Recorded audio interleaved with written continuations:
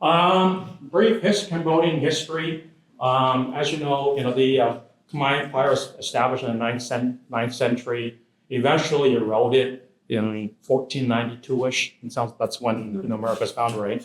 And then it became a French colony in 1860, and then we won independence in 1953. The impacts of the Vietnam War, the Khmer Rouge that we talked about there, and the Vietnamese invasion. That even today, there is still a little bit of animosity with the Vietnamese invasion. Some people, especially here, those who are in the United States, saw that as another country invading Cambodia. But to be quite honest with you, if they did not do that, I think the killing would have continued. So, for me, and I think most younger generation, they come to appreciate, what they did. And people didn't realize 40,000 Vietnamese troops, when they went to Cambodia, died. So because the fighting was so fierce. History here. And turbulent 1990s with the politics that went on there, and then kind of the 21st century trajectory there. And feel free to stop me with any questions. So, sometimes I probably go too fast or I'll go too slow. So a little bit about the Khmer Empire. So the map there is, basically, parts of Laos today and then parts of Thailand, modern day Thailand there. So that was the Khmer Empire. It basically began with Jayavarman II, declaring himself universal ruler. He basically went to Guled Mountain and declared himself the ruler, and people at the time respected him for that. And it peaked during the Jayavarman VII. I think Jayavarman VII built Angkor Thom. That's one where the one of the temples where there's the four face. They say it's kind of interesting. You probably listen to historians. It's kind of a mix. Was it Jayavarman VII himself? Was it the Hindu god, the four-faced Hindu god Brahma, or was it the Buddha? So it's kind of we didn't know who the four-faced person was, but to us, we know as Cambodians, we really treasure and worship the four-faced god.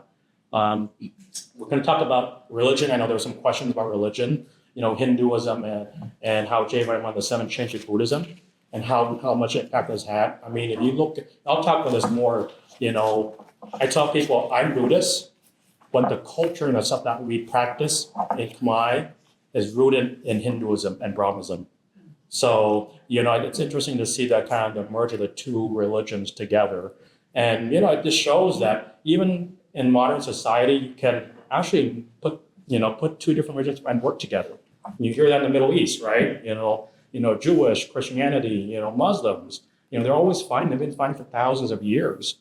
But it just shows if you're able to kind of come down and talk to each other, you can figure something out. And at the end of the day, I talk about this all the time. We are all different and unique, but at the end of the day, we are human beings. And I think that, what worries me the most, I don't want to sound like I'm a negative person, but, society is losing that lack of respect for each other. And I think, as leaders, as educators, I think we need to kind of really, take that lead, lead by example and show how important it is, to teach people the importance of respecting each other. So that way we can continue these conversations. Moving on, the Khmer Empire was constant war with Champa, and then Dai Viet was kind of the modern day Vietnam and Siam and Malay down the south there. Then eventually, Siam or the Thai, sacked the Khmer Empire in 1962, and then the decline began there. So, go on. So, picture on the left, I took that from Google. Picture on the right, that's a real picture that when I went there. So it's not as nice, but that's why people you shouldn't be taking pictures because all my pictures, no matter how much I take, no one likes it. So that's a skill. That's a skill I probably need to kind of sharpen a little bit. This talks about the religion blending. This picture here is this one. All three pictures I took when I went to Siem Reap there. This one here is the Buddha. And then this one here, this was in Phnom Penh, so you'll probably see some Hindu deities. I see there's, I just lost the name, Ganesh, and then there's the Hanuman, the monkey god, and then there's Brahma, that's the interest going to go in there. It just shows, when you're traveling through Cambodia, I was shocked. A little bit of history. I did not go to Cambodia until 2 years ago. And my parents never went back until 2 years ago. We went there together because, it's kind of the memories, It took my parents a while, especially my mom, a while to get comfortable to go back to Cambodia just because of the trauma that happened during the Khmer Rouge. But so we went there and just, we traveled the entire company. I was out there for a month. We hired a driver and he took us all parts of the country. And when you're driving through each of the cities and towns, there's the roundabout circles, you'll see a lot of Hinduism gods, that are dispersed there and shows how much Hinduism is still rooted in Cambodia today, even though we're Buddhists. So it just shows how much root of Hinduism. And also I want to make a comment. I didn't realize, growing up, my parents are pretty conservative. We dress pretty conservative. We're pretty formal. I didn't realize when I went to Cambodia, it's still a pretty conservative country. I think, not many people wore shorts. People were allowed, long pants, and even though it's like 102 degrees and 130% humidity. It's no lie. I mean, that's why I'm sure you saw the sweat under my armpits there. But anyways, so you'll see it's how conservative, and also you could see there's a decent sized Muslim population as well. If you drive towards the northern part of Phnom Penh, there's a significant Muslim population up there. So I was kind of shocked by that. And they're able to live with each other and they talk to each other. And I know like the government does a lot of outreach with the Muslim population because they want to make sure that they feel pretty comfortable. And I'm going to say this, I'm not in support or against today's government. I think there's positive and negatives. Hun Sen has been in power way too long. He gave it to his son. But anyways, it just shows that, we try to support each other because we've been through such a terrible moment in our time there. So a little bit about Siem Reap. So Siem Reap, so this is Phnom Penh, this kind of, this is a map of Cambodia. Siem Reap is I think it took us about 5 hours. It's a 5-hour drive.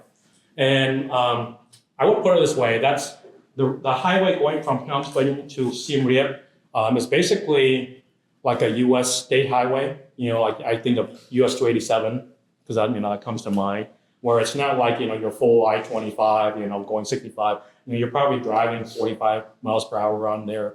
And then, you'll get some, little oxtail carts and things like that coming through, slow tractors type of thing. So it takes the distance is not that far, but because, there's a lot of stuff going on there. But yeah, I think the government is trying to build a lot of infrastructure there in Cambodia there, and there's so much growth over the years. To the right here, I'm a visual person. That's why I like the pictures. This was at Phnom Penh. This is where King Vajraman VII declared himself king. I believe this is, I don't know what you call it. It's kind of like a hot spring, the water bubbling up. And a lot of Cambodians go there because they believe that, I have my dad's friend, he'll take buckets of this water, bring it home because he thinks that it cures, headaches or whatever it is.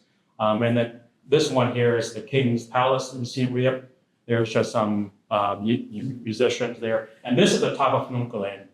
So, it's beautiful, when we were driving up there, that overlooks there. And it's interesting, some of these rocks have a lot of carvings in them.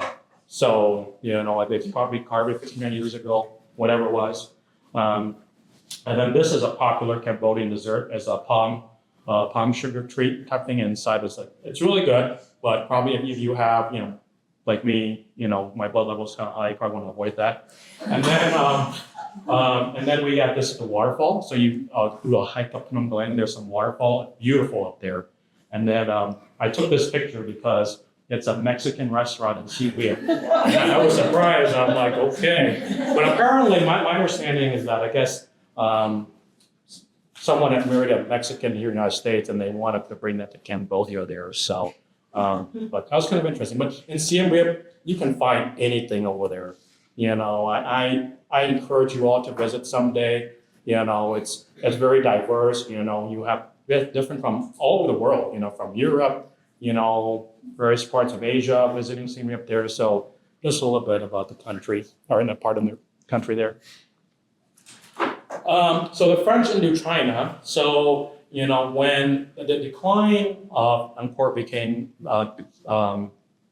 in the late 1400s, and between then, before the French took over, there was a lot of warring, amongst Khmer people. They couldn't figure out what the king was. It went back and forth. So then eventually Cambodia, Laos, and Vietnam became a French protectorate. I think I see that as a positive and a negative. Reason why I say that, it's a positive because, Thailand, they had a very strong kingdom. After they sacked Angkor Wat, basically Cambodia was a subset of Thailand. We lived under Thai rule. We had our own king, but Thai really controlled everything. And then when the French came in, they kind of protected Cambodia from that. I think the thought was that if they didn't come in, Thailand would eventually took over Cambodia. That comment there might be a little bit controversial. And it's very controversial today because if you go to Cambodian society, we will play well with Thailand, but the animosity is well, you took over us 500 years ago. There are, the younger generation are more open to that, but the older generation, they have a hard time letting things go. So there is that animosity there between Cambodia and Thailand. But we remain good, good neighbors and trading partners. I believe the Prime Minister, she visited Cambodia a couple of days ago. So there's that partnership there. So going back to the French influence, they influenced, Cambodia, Vietnam, and Laos quite a bit. One is food. Like you guys say the Vietnamese banh mi, right? Asians, we don't eat bread. Okay, we eat rice. So you're wondering why does and Cambodians we eat bread too. I mean, we have our version of banh mi as well. So that was influenced from the French, and instead of making it from flour, we make it out of rice flour. That's why it's a little bit more crispier and airier. And also, kind of the a lot of people like my parents, they spoke French, so a lot of people were educated, in the French language. So same thing with my grandparents. So I think that's, and living kind of, and there's a lot of French businesses at the time. They came in, invested, and that's how Angkor Wat was discovered, right? There was the Henry Mohut. He wasn't an archaeologist. He was studying, I believe, bugs and insects like that. But then he was walking in the forest and came across Angkor Wat. So I thought that was kind of interesting.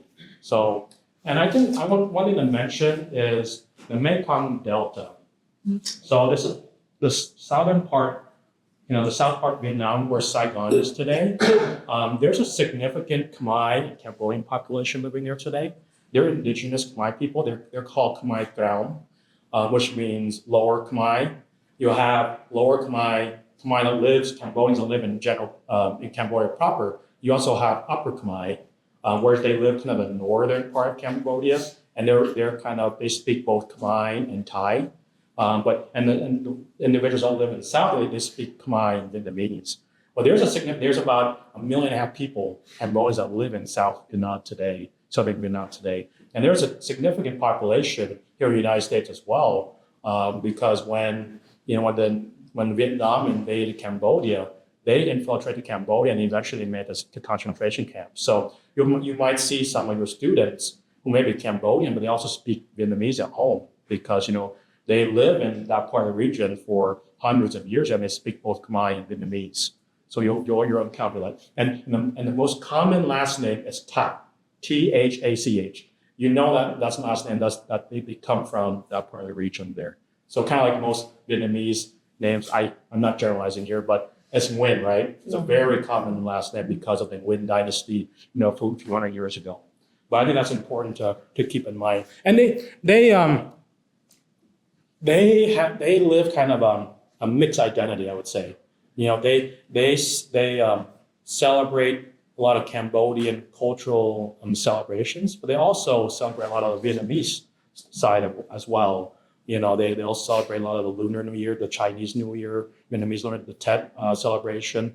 And then vice versa, those individuals who live towards Thailand, they're more influenced by Thai, and they'll speak Thai, and I would say, Thai and Khmer culture are very similar, I mean, languages are very similar. It's kind of interesting, both Vietnamese and Thai, we have some words that are interchangeable. We use that language here. So, I think, after a few 100,000 years, you kind of, collaborated together. This here is King Norodom Sihanouk. So he played a major role in Cambodian politics. And I would have to say, he did some good things, but also some bad things as well, just like any politician. He's very influential for Khmer people in general. People really, he came to power in 1941. He was only 19 or 20 years old, a very young king. And the French had put him as the king because they thought they would be able to control him. Well, he was not like that. He's a very independent thinker. He wanted the Khmer people to be on their own. But he also respected the French. If you watch some of his old videos and maybe some old 60 Minutes documentary, he really looked up to Charles de Gaulle, the president of France, back in the late 50s. So, I think for him, and he's very outspoken. He's probably one of the most outspoken monarchy in the world. And he spoke, Khmer, French, English. So I think thanks to him, I think he really fought for independence in 1953, but also he led the downturn of the Khmer Cambodian population as well, because, when the United States came into power in 1969, basically they exiled him out of the country. So, but people, people saw when the United States coming in as the imperialists taking over a country type of thing, which I could understand that perspective. Even my family being kind of on the USSR, I could see that. Why are these, people coming over and taking our country? So he really instigated one of the countryside and say, hey, the American imperialists, and that's how that led to the Khmer Rouge regime. It literally went the other way. You talk about pendulum swinging, it just went all the way where basically killing happened. He continued to play a major role in politics until the late 1990s. People love him today. And I think, he's a respectable person. I think a lot of people, even, through his later years, people still respected him. And he's, I think he's a very dear figure. He's very charming. He was an actor. He was a musician, and you'll probably see some stuff on YouTube there. So a very charismatic person. So, and then I'm going to touch on Cambodian politics today. So you have one in the middle, Prime Minister Hun Sen, who's been in power for 40-some years, up until 2000, I think August 2023. Election was in July 2023, and then 2 months later, he gave it to his son, Hun Manet, top right corner there. And Hun Manet is actually educated at West Point. So he's, Westernly educated. He's not, if you look at Cambodian politics today, Hun Sen still dominates. Even though his son is the prime minister, Hun Sen is out there, still dominating politics. When the Chinese president went to visit Cambodia 2 weeks ago, he was up there. It should be his son, right? But he was up there. So it just shows that Hun Sen still holds power. And then bottom right there is King Norodom Sihanouk. He's Cambodia's king currently. So in 2004, King Sihanouk thought it was time to step down and get away from kind of the face of things. And his son, he had a few wives and a few kids, typical monarchy. But his son he's not married, and it was a surprise that he became king because he never thought he wanted power. He went to study in Czechoslovakia as a ballet dancer. He really wanted to promote Cambodian culture. So being king was never in his cards. But I think his dad saw him as potential, and also it was kind of inner workings with the prime minister. Well, Hun Sen holds a lot of power in Cambodia. If you drive through Cambodia today, along all the highways and streets, you'll see pictures of him all over the place. So it kind of reminds me of Syria. with Bashar, right? When you watch kind of all the videos, pictures of it, but I think I had to say that one time, I'm sure he's done some bad stuff too. I think there have been people who oppose him. There was a few parties that has opposed him over the years, and he really shut them down. And last election, he supposedly won, 85, 90%, with this kind of, that's kind of flawed there. Cambodia society today. This is a pretty good picture, I would say. This one I took from from our hotel room at Phnom Penh there. But you see, a lot of these older buildings, and then you see, skyscrapers built throughout there, and the temples kind of, mix in there. And then if you go to the northern part of Phnom Penh there, and there's a province just northeast of Phnom Penh there. There's a heavily Muslim population as well. But, the past decade, significant investment from China, Korea, Japan, primarily China, they really influence a lot of stuff. I mean, we see that in the news today. They influence a lot of Southeast Asia, Africa, even Mexico. I think they're really out there. Korea and Japan always been investors, I would say. Japan, I think Cambodia and Japan always had a special relationship. I actually got the opportunity to know the local Japanese consulate here in Denver, and he made the comment that, their top ambassador in Japan, they would send to Cambodia because they want to make sure that relationship continues. And Cambodia, after the war, Japan had significantly invested a lot of stuff, infrastructure, bridges, and things like that. I think part of it was during World War II, when they invaded Cambodia during World War II. I think they realized that they did some bad stuff. So, just kind of was their imperialism time period. Anyways, Cambodia is still considered a third world. But likely in the next decade, it'll likely be upgraded to a second world country. When I was there, I think for the most part, I ate anything. I mean, people should be careful, but I'm kind of a foodie too, and I don't mind trying new things, and I think that's important. I think people should be able to have an open mind and try different things. And I tell that with my team members or whatever. I think it's important. That way, you can either you decide you don't like it or you like it separately. But anyways, I think there's a lot of infrastructure being built out. GDP growth is 6.7%, and then country-wise, 36.5 billion. I believe Colorado is 300 billion. So it just shows that's why the United States is so powerful. If you add up all these states, the economy is so strong. And just here in Colorado, I think over the years we became such a strong powerhouse. I think it just shows that, it's still small to most other countries. Of course, U.S. tariffs, you guys probably saw, Trump, basically making fun of Cambodia. I kind of broke my heart when he laughed at us. I think a lot of Cambodians were really pissed, when he basically made fun of us. And I don't want to make this a political, conversation, but it just shows that, the lack of respect, it just creates a lot of distrust and just kind of this animosity. In Cambodia, in the larger cities, and Phnom Penh and Siem Reap, they'll teach English and Mandarin, just because there's a lot of people, a lot of investors, Mandarin especially, yes, because there's a lot of Chinese investors. But rural cities and towns still continue to struggle. The poverty is still there. When we're driving through the small rural areas there, you can tell it's on a Wednesday afternoon. Little kids, they should be going to school. They're actually working.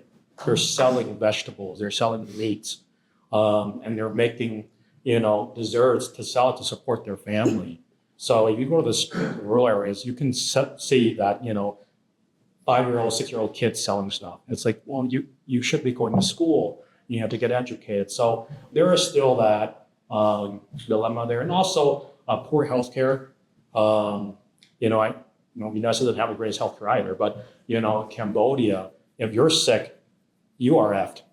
So no lie. I mean, so the thing is, unless you have money, you can visit a hospital. Basically, you have money, you can get the treatment you want. And then, you have even more money, then you go to Thailand, you go to Singapore to get better health care. So, the poor, when I was there, I went to a province on the south side called Kampot. And, even if you give them a bottle of Tylenol, they are so happy because, they have, headaches, migraines, or whatever it is. And I think part of it is, typical Asians, probably hear this quite often is that, a lot of our diet is rice, it's a lot of carbs. So, as Cambodians, we generally have high blood pressure, higher blood sugar levels. So, that does play a role in a lot of the health side of things. And, I think that the health education side of things is important. But I think, all with that being said, I think optimistic in your generation.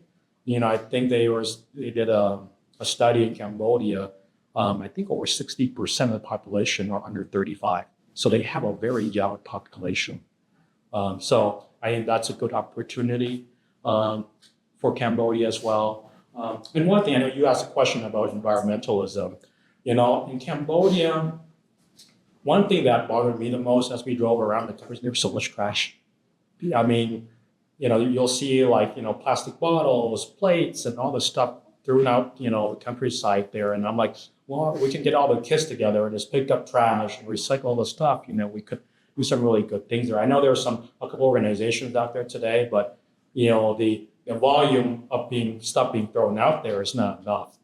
And so I think there's a lot of opportunities in the area. And also, I think that government, compared to the current administration in the United States, anytime they build out, when they built out the new airports, they have a new airport in CU that opened up last year. They're building a brand new airport in Phnom Penh there. It's about 30 kilometers to the southeast there. One thing that the government did consider is we consider the environmental impact, on the surrounding areas. So I think, a lot of, I want to say one thing. The people who are in power today, a lot of them are educated either in Europe, Australia, United States. So they are influenced by kind of the stuff that we do here. And, I think they try to be more environmental friendly, but I think there's a lot of stuff that could be done, in that area there. And I think educating the public about it. I mean, here in the United States, we have a hard time, with environmental stuff, let alone, I think it's more, I think in Cambodia, more people, I think they, as a Cambodian, we're more of a community versus individualism. I think that's one thing to keep in mind. So, if we can just really educate them and explain to them, I think they will understand that. Tradition and heritage. So, to the left there is just a classical dance, and to the right there, I found this. And we educate this at our temple, kind of different levels of.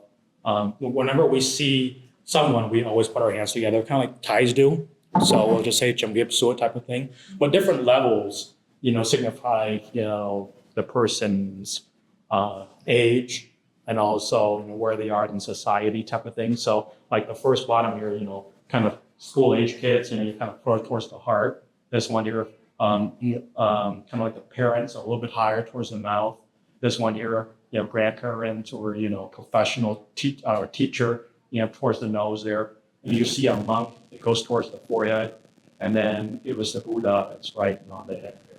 So there's a different layers there. I'm going to play a short YouTube video. Hopefully it plays. Uh-oh. Okay, never mind then. No worries then.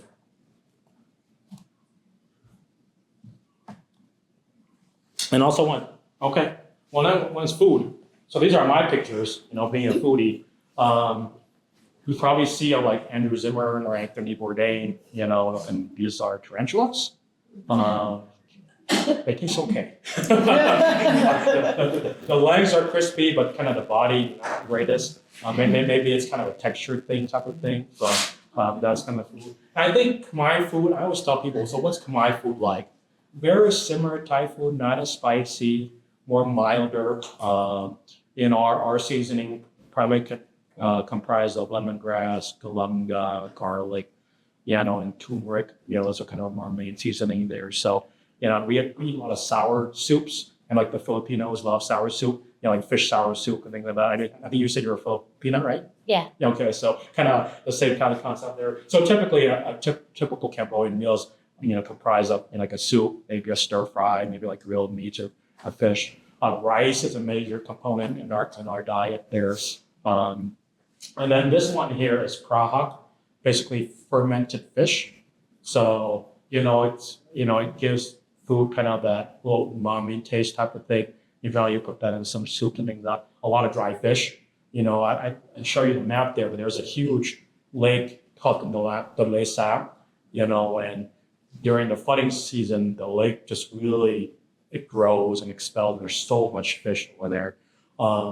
And what's kind of interesting, a lot of people live along the lake, but, they could do a better job of maintaining that lake because it's such an important ecosystem. I think if, we drove past there, we went by there a little bit there, and there's just some trash and some not the greatest stuff that you see there. And so, I think the environmental side of things, they could do a lot better with that lake there. This one here is in crickets and larvae. I can't remember what product it was. So the crickets weren't too bad, nice and crispy. And then we had a family lunch. So we had soups and grilled fish there, and then of course pizza. I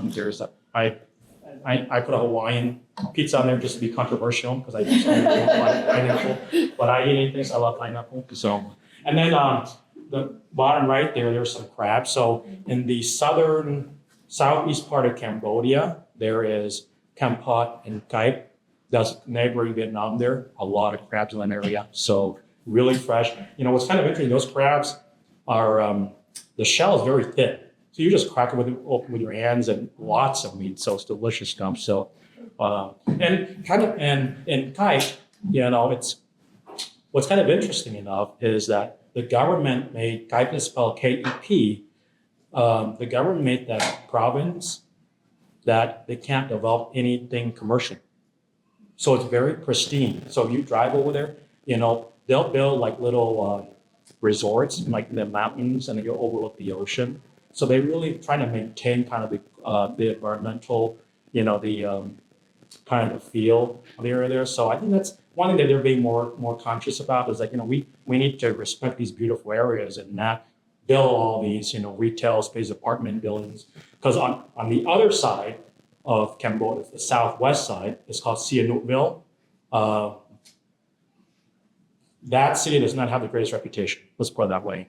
Over the past 15 years, basically China invested a bunch in that area, and they brought a lot of their gangsters, not the greatest people in society in that town there. So that town is known to have a lot of scammers, people calling, a lot of those text scammers, phone call scammers. So, I think the government's trying to crack down. I think about 4 years ago, the prime minister asked the president of China, you need to come back here, take your bad people out of this place. I think they're doing the best they can, but I think there's some corruption involved, of course. And there is some stuff. When I went there, I don't know, it's kind of a sense I did not feel comfortable just because, there's something bad or something off in that region there. So. Yeah. Are there any places in the Denver metro area to try Cambodian food? Yeah. So there's only one restaurant. So not places. Not places, one restaurant. It's been around for 20 years. Okay. And the name's gonna surprise you. Woody's Wings and Things. It's located on 65th and Lowell in Westminster. It's been there since like 1999, 2000. My family knows. I found it for a number of years there. They also serve Thai food, Lao food, and of course, hot wings. And at the time, the owner actually bought it because he wasn't sure if Khmer food would be a success. So he kept the name Woody's Wings and Things. And so most of their business is Asian food. But, if you look at Yelp, they have pretty good reviews. I think his niece took over a few years ago. So I would recommend the Cambodian beef soup. That's a very traditional Khmer food. And also, if you guys like fish, they have like a fried fish with a lime sauce. And then like a pork noodle soup we eat that for breakfast. So, they'll slice pork with some rice noodles and broth, very light. There's also your vegetarian, a lot of vegetarian options. There's like stir fry. This is my foodie side. I mean, there's morning glory, tofu dishes type of thing. So you can find anything over there. So, and good people there. So that's the one location. Or one thing is that, as Cambodians, we go to the temple. For me, every Sunday we go there. I volunteer my time at the temple there. So we always have a communal lunch. And every time we have a celebration, every family brings a little bit of something, and then we all share. We sit down and share. It just shows the communal type of mentality with Cambodians today. And it still occurs today. I think, we really rely on each other, especially the older generation. I'm kind of some Cambodian American, some statistics here, 150,000 Cambodian Americans that came between 75 and 94 there. The largest population is in Long Beach, Lowell, Massachusetts, and Minneapolis, Minnesota. I mean, they're like in Long Beach, I believe the population of Cambodians is like 70 or 80,000. It may not be as big compared to like, the Chinese, Vietnamese, Filipino population, but they're significant. Here in Denver Metro, about 2,500 to 3,000. Not too many of us.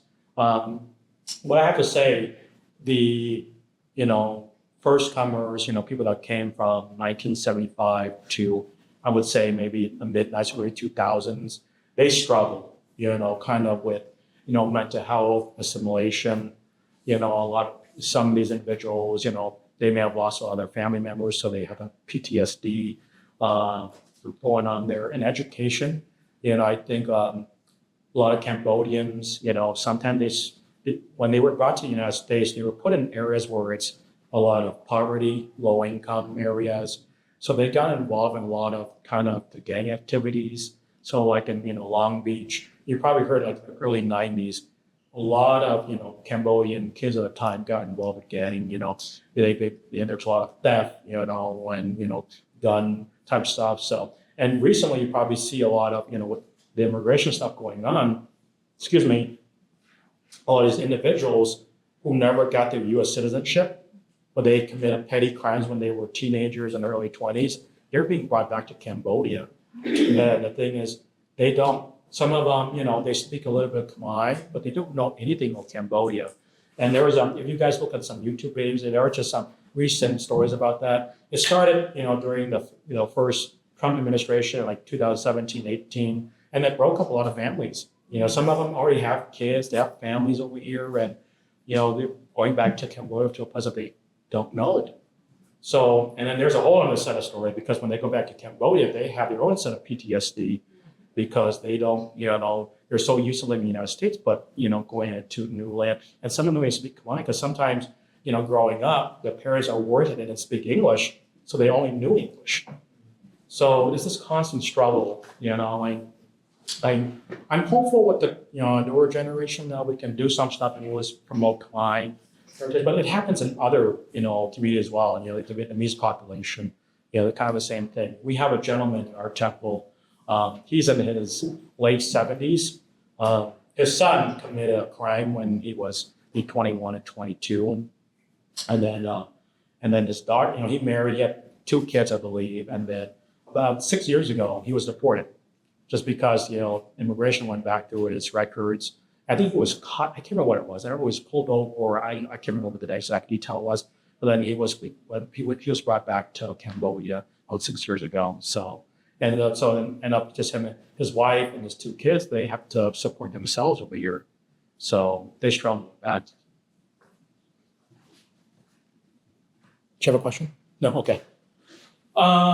Cambodian Americans kind of challenges and optimistic. So challenges, assimilation and struggle with identity. I think that's a big one. I think with unique culture, growing up, I struggle with that sometimes too, because our household is very traditional.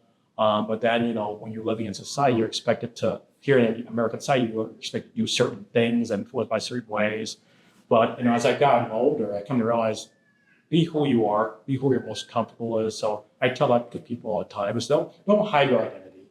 It's okay to be Cambodian American. Mexican American, whatever it is. I think that's really important. I think we as educators, as leaders, we need to constantly tell people that. So Gen X, millennials, the children of refugees, sometimes they may experience kind of some of the traumatic stuff that has happened as they grew up. I have a couple of friends, they told me that sometimes their parents have some PTSD episode. They just start yelling, they just get out of control of it. Sometimes they struggle with that. I think one thing is that, we have a lot of mental health support, but now with stuff being changed, I'm not sure if that's going to happen or not. Talks about deportation of criminal records. The older generation still suffer from trauma. We have a lot of people at our temple, or the temples I've been to, they're in their 70s and 80s today, but they're still taking prescription med, to kind of deal with their depression, anxiety, and things like that. And sometimes you can tell that, for example, I'm using this patient as an example, is that she lost, back before the war started, she had 4 sons and her husband, and they all died. She was the only one that survived. And sometimes, when she comes out of the temple, you can tell when she sees other families, having a good time laughing, and she feels very lonely. So, there are some of those old generation that may have lost some, a loved spouse or child, or whatever it is. They still go through that today. So I think for us, I tell my parents all the time, keep an eye on them, bring them in to, have lunch with us, have conversation, reach out to them, once a month, whatever it is. I think as human beings, we just want people to know that we're supported. I think that's really important. Intercultural issues. Older, what did I put it here? Oh, okay. What I meant by that is that kind of the older Cambodian Americans that live here in the United States, their Khmer may not be not that great, but then newcomers like in the United States after 2000, they speak Khmer very well and their English very well. So I think there is that intimidation a little bit. Okay, this newcomer speaks better Khmer than me. They speak, well, English of course is fine, but it's like, they have this, the newer generation from Cambodia, they're more educated. And to be honest with you, the people who are coming to the newer immigrants, they have money. I mean, those are the only people who are coming out of Cambodia today is they have money or they went to the lottery system where, sometimes they put their names out there and then, the United States will bring them upward. Classism, Cambodia being Hinduism for a number of years, there is this classism still a little bit. I think we need to break down the barriers. And at the end of the day, we're all human beings. And social media, social media, we all know that there's good and bad to it. I think now it's probably more bad than anything else. Optimistic, knowledge Gen Z are more open, society more open, a lot more education. And I've been starting to see a lot more Cambodians in America. There's more professionals. They're involved in politics. They're involved in education. So very optimistic. And then there's this continuing collaboration between the United States and Cambodia. And now it's kind of a little bit cold. I think it's cold everywhere on the right. But newer immigrants understand culture and then so I think it's I think we're heading in the right direction, but I think we just have to kind of be grounded and be, and then it's important to think about the respect of each other. I want to just really briefly, just Buddhism. I did a presentation with the Asian Chamber a number of years, so just talking about Buddhism, Siddhartha Gautama's the Buddha, kind of basic teaching. I tell people, even though I'm Buddhist, I don't see Buddhist as a religion. I see it as a way of life. I have a lot of team members who are, Jewish, who are Christians, who are Catholics. They'll come to our temple just to meditate. I think we welcome everyone.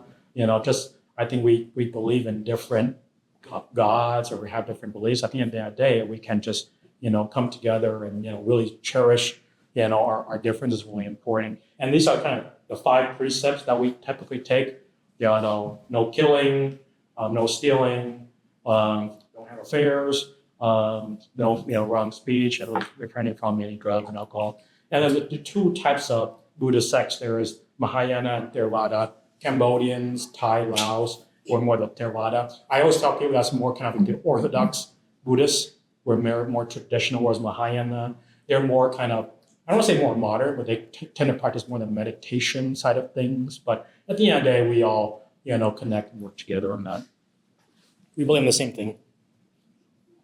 This is my temple. I just wanted to share this. We found it about 9 years ago. There, it's a place to gather, chant, meditate. At the end of the day, it's a community space.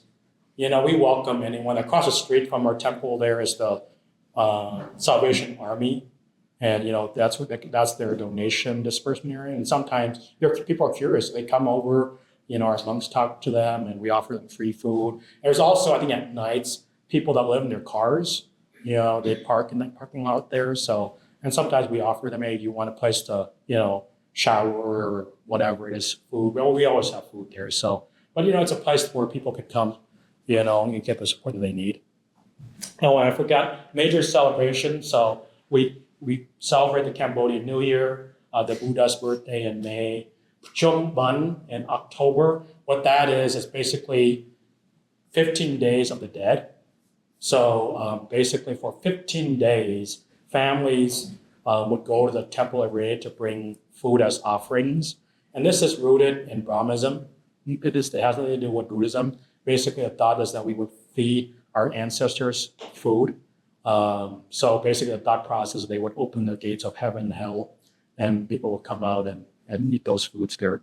So, and then Katan, that's the end of Lent for the Buddhist monks. So typically, Lent for Buddhist monks start in July, then ends in October, November. And then there's come some of our just of age. I just kind of thank you to our members and volunteers.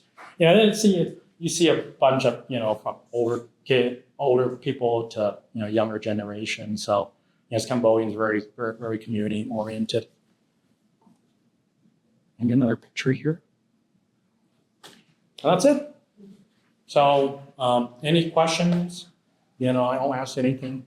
No question is off limits. So thank you so much for your time, and glad to be here today.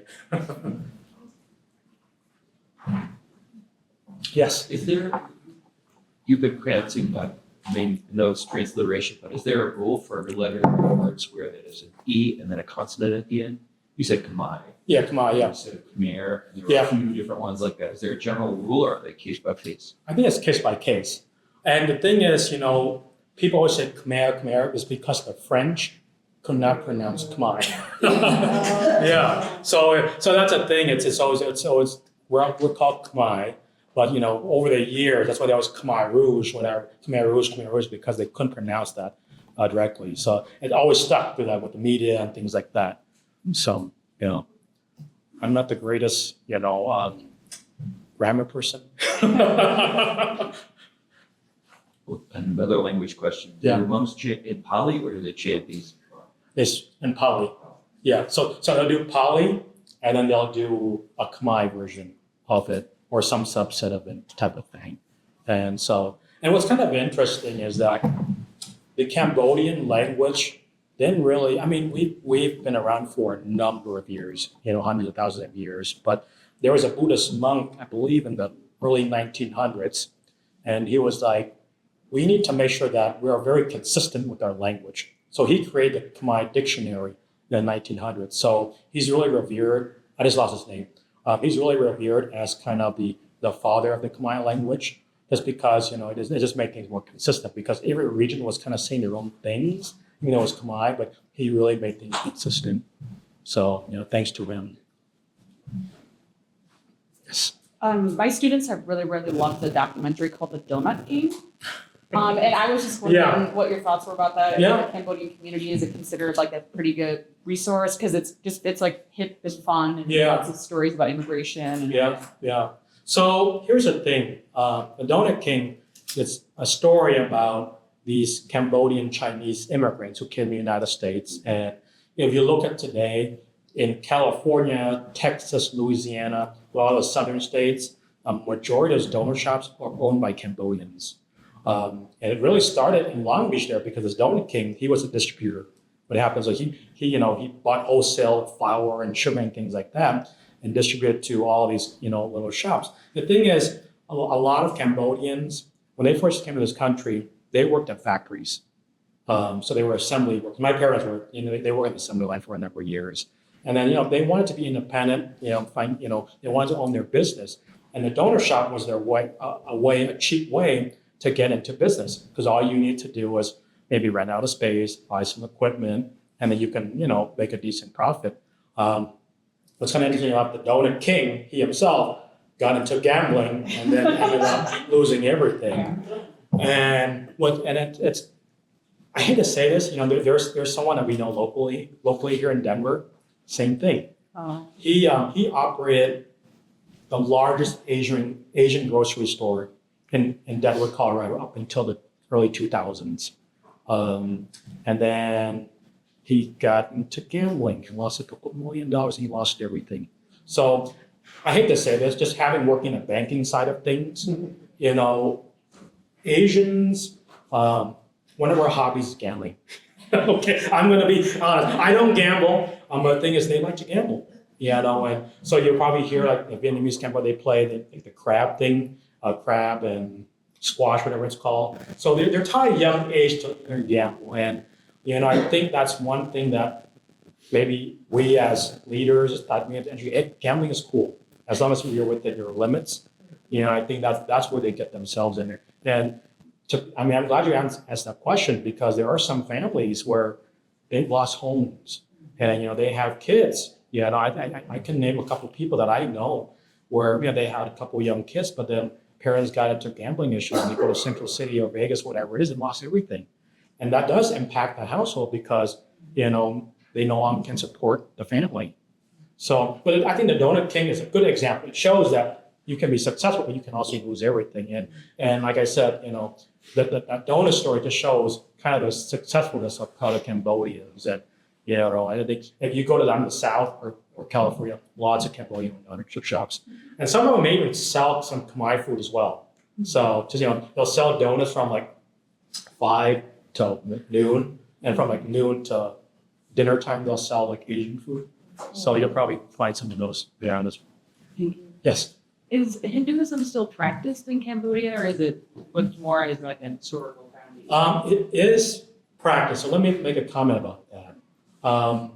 Even though the two religions work side by side, and even our temples, if you look at our temples and you travel around Cambodia, there are some Hindu deities in the temple. You'll see them outside or maybe inside as well.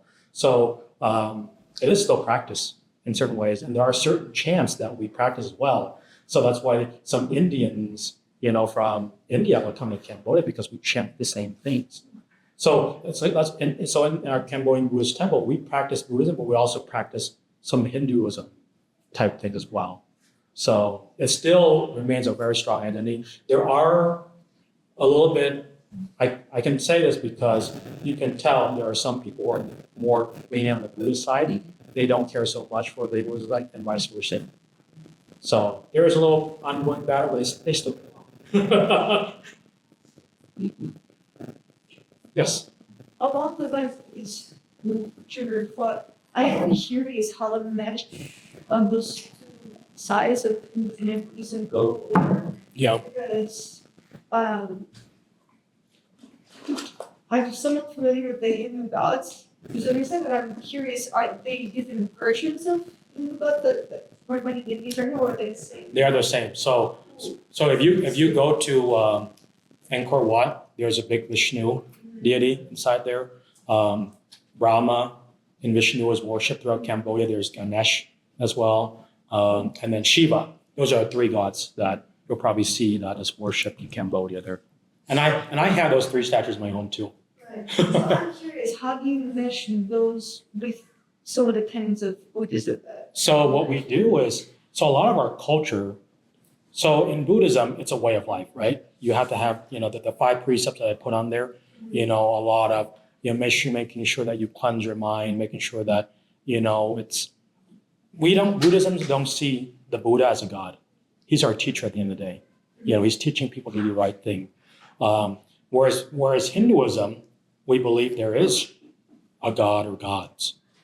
And so then, some of the things that when we pray in Hinduism is thanking the earth, thanking the creation of the earth, and then, making sure that, we're being protected. Whereas in Buddhism, no one's protecting you. You're kind of on your own, whereas there's that Hinduism side. So in some ways, Cambodians, we want to practice Buddhism because of the way of life, but we also want to have that thought that we have God or some bigger being is protecting us as well.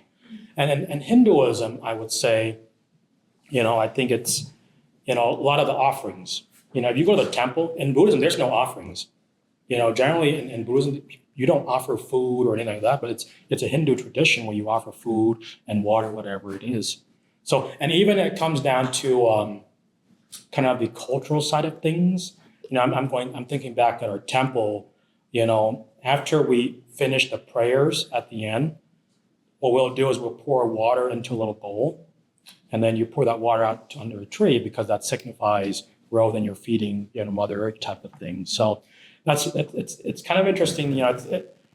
For me, it's complicated, to be quite honest with you. It's very complex, and I don't think, and you'll hear Buddhist monks, even though they're monks, but they have to lean into the Hinduism side of things because it's so ingrained in my culture. So, it's kind of interesting. Hopefully I answered your question. I understand your viewpoint was better. Yeah. Because I grew up in a place where both live side by side. Mm-hmm. It's normally one or the other. They sometimes feed into each other. Yeah. But it can get very interesting. Yeah. Those Yeah. views say there. So you mentioned in the section where you're discussing the challenges, is classism being one of the challenges, and I was wondering what specifically you touched on Hinduism, and I'm wondering is the caste system still in place, and to what effect does that influence the country? Are untouchables still a thing? How does that work? In some ways, looking back before pre-Khmer Rouge and after, there is still classism. You still have your higher ups, your top politicians, they're higher up in society. After that, it's business people. And after that is your normal, workers, whatever it is. And you have, of course, the poor. And that's still, if you go to Cambodia today, it's still there, but it's not like India was very, very, there's a clear line where you can tell, there is some classism that still occurs today. And I think part of it is that there's that Hinduism side that's still ingrained in a lot of Cambodian thoughts. I say this because I have some family members who are like that. I have some family members who are like, okay, we used to be rich, back in the day, and I expect my kids, my grandchildren, to marry people in the same class. And heaven forbid that you, marry or get someone with someone who's different. So there is still that, it's not as pronounced, but it's still there. And I think the newer generation has a bit more open mind, so it's more open now, but you can still feel that. And even if you go to Cambodia today, if you watch the videos of the prime minister, all these top politicians, and they are the wealthiest people in Cambodia, no lie. Hun Sen, his house is probably the size of Cherry Creek Mall. So, and supposedly living on a salary of $2,000 a month. Okay. So, but it just shows that every time he goes out, people are literally getting on their knees, just to, say hello to him. So, there is that classism that still occurs, and I think it's not going to go anyway soon. But I would have to say, his son being educated here in the United States at West Point, he's a little bit more open.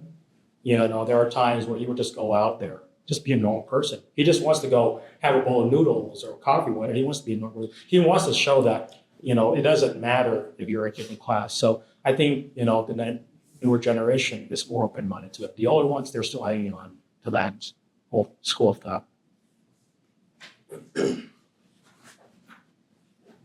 Yes. There's Jerusalem University we have visited after lunch. So I wanted to know if there's any particular part of the exhibit that we recommend for them to spend. All of it. So when you walk, and I've been there a few times, and I have to say I want to thank the Denver Museum of Nature and Science, for working with the Cambodian community, the Cambodian government to get the exhibit over. I think it's an opportunity for us to really showcase our culture with the Denver community and the Colorado community, and everyone in general. But when you walk in there, you will see when you walk into the sliding doors there, you will see Brahma. That's the first. I mean, it just shows that Hinduism is still rooted in Cambodian culture. And then turn your left, you'll see the Buddha. So that it just shows kind of the two religions working in harmony. And then you'll just work your way through there. And I would just say, they did a wonderful job putting together. It tells a story as you walk through the exhibit there. So, and one of the things that the Cambodian government said when they came to the museum is like, they want to replicate the same thing at the museum in Phnom Penh there. So I think, what the Denver Museum has done, they're a wonderful team over here. They've done a good job of really promoting, kind of telling the story. So I think that's that. And they have all these, videos that have been showcased in there. So I would encourage you to, see it all. And I think for me, it's all of it. I can't pick one thing or another. I think for me, it's I think for us, it's an opportunity to learn about another culture and really growing experiences. That's why I always tell people that some of us may not have the opportunity to travel, just because of resources and things like that. But, go to your local museum, pull up YouTube. There's a lot of stuff here that, be curious. I think we all tell it to our, kids or whatever it is. I think being having that curiosity is.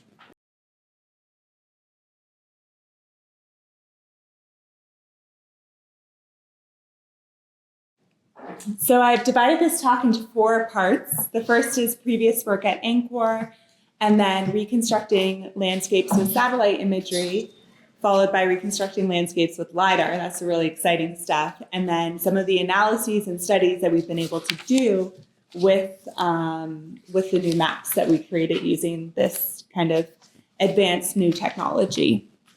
And what we do, our mission is to bring archaeologists together that study maybe similar topics, but in different regions. And normally archaeologists are kind of siloed, where we, have our head in the sand, quite literally, studying a very small, piece of the world and time of the world. So what we do is we bring people together so that we can see if there are any insights that kind of cross cultures or cross time periods, and what we can do with that. So it's really interesting work, and I'm happy to talk more about that if you're interested.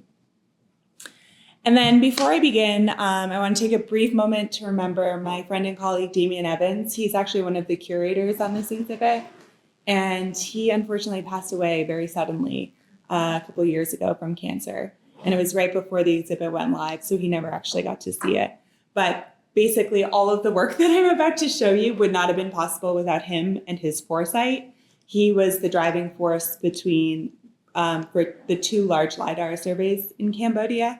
So his work is really important, and his legacy in Cambodian archaeology is really important also. Okay, so previous work at Angkor. As you probably already know by now, Angkor was this large civilization centered in present-day Cambodia. According to inscriptional sources, it was founded in 802 CE. Was it really founded in 802 CE? Probably not, but that's when a king decided to say, I have now founded it. Here is the date. I am the founder of this empire. Before that, there were a number of different kingdoms that he really did kind of bring together and unite, but that process was already kind of in the works. So conventionally, we say it started in 802 CE because of this one inscription that we have, but recognize that there was a tradition of this historical culture before that period. And then the end of the Greater Angkor period is also difficult. So we say 1300, but again, that's a little bit complicated as well. So Angkor is most well known for Angkor Wat. Angkor means city and Wat means temple. So Angkor Wat means the city temple. And it's actually just one of thousands of temples in this area that we call Angkor. But it's the largest and most notable, so it's usually what people have heard of. But just know when we talk about Angkor, we're not actually just talking about Angkor Wat, we're talking about this larger city. and all the people that contributed in the extended urban fabric and urban landscape. So there have been hundreds of years of research at Angkor, and much of this work focused on traditional sources of evidence. That included things like bas-reliefs. So we can look at all of these beautiful bas-reliefs, and there's a really nice section on this in the exhibit, actually. This is a bas-relief from the Bayon, and they've reconstructed it in the exhibit, so you can go and look at some of the notable elements of it. So there's a lot that we can learn from looking at these bas-reliefs, but we have to remember that the bas-reliefs are made for very specific purposes. These are on the side of temples. They're kind of billboards of propaganda. So here I am, the king on my elephant, very powerful, going into war. There's a clear message that's being sent there. So it's interesting, it's informative, but there are kind of some strings attached with what we can learn from the bas-reliefs. And then we also have statues, and there are a number of statues in this exhibit. If I remember correctly, I think this is the first time the Cambodian government has authorized the use of Cambodian statues in museum exhibits. There are some Cambodian statues in museum exhibits around the world, but those may not have arrived there legally or ethically. So this is really exciting because this exhibit has the buy-in from the Cambodian government, the Minister of Culture, and everyone's really excited to kind of take these statues on display. And one of the things that's interesting is in many cases, these statues are representative of gods, and they're really thought to be the embodiment of the gods themselves. So there's a deep spiritual connection with a lot of these statues in present-day Cambodia, which is also why it's a bit of a problem that some museums have things that maybe they shouldn't have. Then we also have inscriptions. So this is where we get that 802 date from. We get a lot of other information from inscriptions. Again, inscriptions like bas-reliefs were written by very specific people for very specific purposes. History is written by the victor, they say. So the stories that we get from the inscriptions may or may not be true. And again, you kind of have to read between the lines a little bit, but they're very helpful, and they give us our genealogies, and we can understand some chronology from them as well. Then there's also this urgent need for temple conservation. So a lot of these temples, with changing climatic events, are more vulnerable than they used to be. So a lot of what we learn about the archaeology is actually through these temple conservation projects. So as teams are going in to reconstruct and stabilize the temples, we're also learning a lot about how they were constructed initially. And then, of course, there's traditional dirt archaeology, which is really helpful. We can understand what people ate, what they were doing, but it's very limited in scale because we can only excavate, small areas at a time. So we don't know what's happening at every house in Cambodia. We know what's happening in maybe 2 houses in Cambodia, or in historic Cambodia. See. So all of this gives us a really good understanding kind of the basics of the empire. So Angkor is often divided into 4 time periods. There's the pre-Angkor before 802 CE, the early Angkor period from 802 to 1001 CE, the Classic Age. This is when many of the largest temples were built, from 1001 to 1327 CE, and then the post-Classic. So this is kind of the decline or the end of Angkor. And those chronologies come from all of all those other forms of data and information. Our most famous king is Jayavarman VII. He reigned from 1181 to 1218 CE, and he built a lot of the major temples in Cambodia, a lot of the ones that are visited by tourists today. Let's see what comes up next. During his reign, he extended the empire across most of mainland Southeast Asia. So this is when the Angkorian world really reaches its greatest aerial extent in terms of the land that they were occupying. So it's the pink area here. He also claims he built a very large road system. It's possible that he refurbished a very large road system. My colleague Mitch Hendrickson did his PhD on this road system, and it's really amazing and very well planned. So it goes to a lot of the other different urban centers that were part of the Angkorian world. And what's interesting is a rest house temple was built a day's journey along the road. So everywhere you see one of these red X's, that's about a day's journey. So you could go, you can stay kind of at a motel on the side of the road, feed your elephants, have some rice wine, and continue on the next day. So it's very clearly planned. And along with that, there were temples that Jayavarman VII built with a lot of propaganda to himself, including bas-reliefs of him holding the heads of his enemies, reminding you, if you're thinking of rebelling, please don't do it because it's not going to end well for you. So in the same way that he was providing these public goods and services, there was also a large element of propaganda there as well.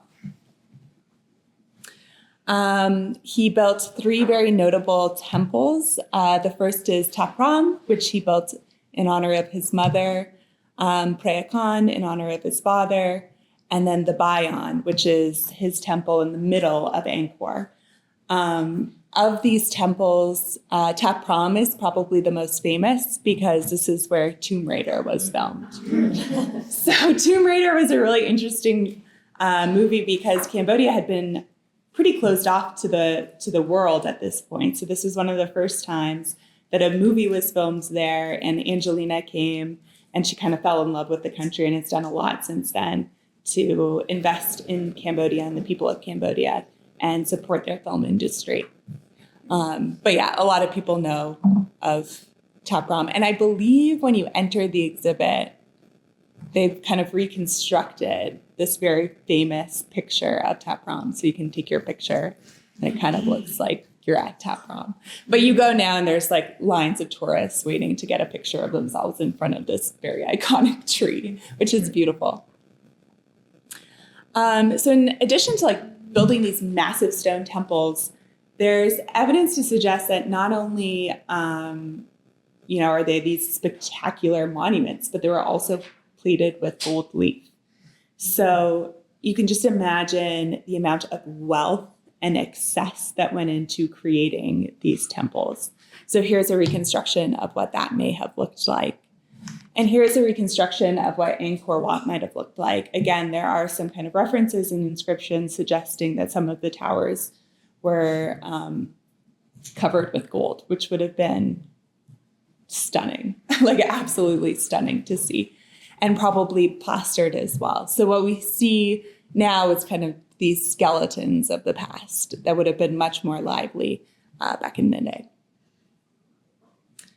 And to kind of further highlight the scale of these things, so from Tapram, the Angelina Jolie temple, we have an inscription that talks about all of the people that were involved in the maintenance and the construction of the temple. And there's over 65,000 people that were involved with the temple, providing it with resources. Of that, there were over 6,000 Apsara dancers. 600 Apsara dancers, which is a lot of dancers. That's pretty amazing. And that's at one of the 3 temples. So you can just imagine the scale that this was happening. And one thing that's particularly interesting is scholars have studied a lot of these bas-reliefs of Apsara dancers in the temple. And it looks as though each of the bas-reliefs is carved after an individual person, perhaps like an actual dancer that was dancing at the temple. And this one is particularly interesting because she's holding this pad of paper with script on it. So that kind of implies that this Apsara dancer could read. And think about, a medieval period society where we have a sense of the class of this woman. She would have probably been middle ranked, not high ranked, probably somewhere kind of middle to low, and she was able to read. Or so we think based on the fact that she's holding this pad with the inscription. So that's pretty remarkable. Like, think about what was happening in Europe in 1180 CE. Not very many people were reading. So that kind of speaks to just how sophisticated and developed this society was. So as I mentioned before, what we have left now is we have all of these skeletons of this past that are left on the landscape through these stone structures. And it tells us a lot about the society, but there's a lot of things that it specifically doesn't tell us about. So it doesn't tell us about the lives of everyday people. Who was living here? What were they doing on a daily basis? How were they creating enough surplus to create things like these temples? And that's where the mapping work comes in. And here's a reconstruction of what that might have looked like in the past. So the problem that we face as archaeologists is that these cities are made of non-durable materials. So we still have all of these big temples because the temples were built of stone because you were only able to build the houses of the gods of stone. Everything else is made out of wood and thatch and doesn't survive archaeologically, especially in a tropical environment. So that makes it very difficult for archaeologists to kind of understand who else was living here outside of the temples and outside of the palaces. What were the everyday people doing and how were they living? Here's another reconstruction of what that may have looked like. And we know that this was happening because we have a lot of examples of these smaller temples that are dotted across the landscape. So those kind of form this, a specific thing that we as archaeologists can look at and point to and say, if there's a smaller temple here, that probably means that there were people living around here. The best way to think about these temples, these smaller temples, is kind of like a church in middle America. Every small farming community would have, you'd expect to see several things, one of which would be a church probably. And we just happen to be able to see the temples in the archaeological record more easily because they were built of stone. Okay, so reconstructing landscapes with satellite imagery. So as I mentioned, Angkor Wat is a big temple in the city, but it's, relatively small compared to the entire landscape that we consider Angkor. So this, I'll just point something back. This is Angkor Wat, here, most famous temple. This is Angkor Thom. Angkor again means city, Thom means big, so big city. The Bayon, the Jayavarman, the seventh built, is right in the middle of this. And then the other temples that he built are around here as well. So he built Tapram and Prakan as well. So those are kind of some notable features on the landscape. So up until the 1990s, all we had were these really schematic maps of Angkor. So we knew that, there are these big temples that are spread across the landscape. The dark black rectangles are above ground reservoirs, so man-made reservoirs, and I'll talk about those more in a second. So we had an idea that this was like a large and intricate landscape, but we didn't really know too much about it. Using satellite imagery and aerial imagery, you're able to see some of these features on the landscape. So in the bottom right, you can see a large square that would have been related to a temple. And then there's also a number of other features that are visible in aerial and satellite imagery. So on the top right, that's a channel. It looks very suspicious because it has a right angle. Archaeologists were able to look at that from these photos and say, okay, this isn't natural. This is an ancient piece of water engineering. On the bottom right, that's actually a temple, one of these smaller temple communities. They all had moats around them. So whenever we see these kind of horse-shaped looking features, this is a smaller one that doesn't have any stone structures. So they wouldn't have been able, it would have been poorer is not the right word, but they wouldn't have had access to the resources to build a stone temple. So there was probably a wood temple built there, but we can still see that there was a temple because we can see the moat around it. Another channel in the bottom left, and then some reservoirs on the top left. And a lot of these features are still being used today. So some of these reservoirs are still being used as reservoirs for farming communities, which is pretty impressive. Here's another example. Can you guys see the two temples?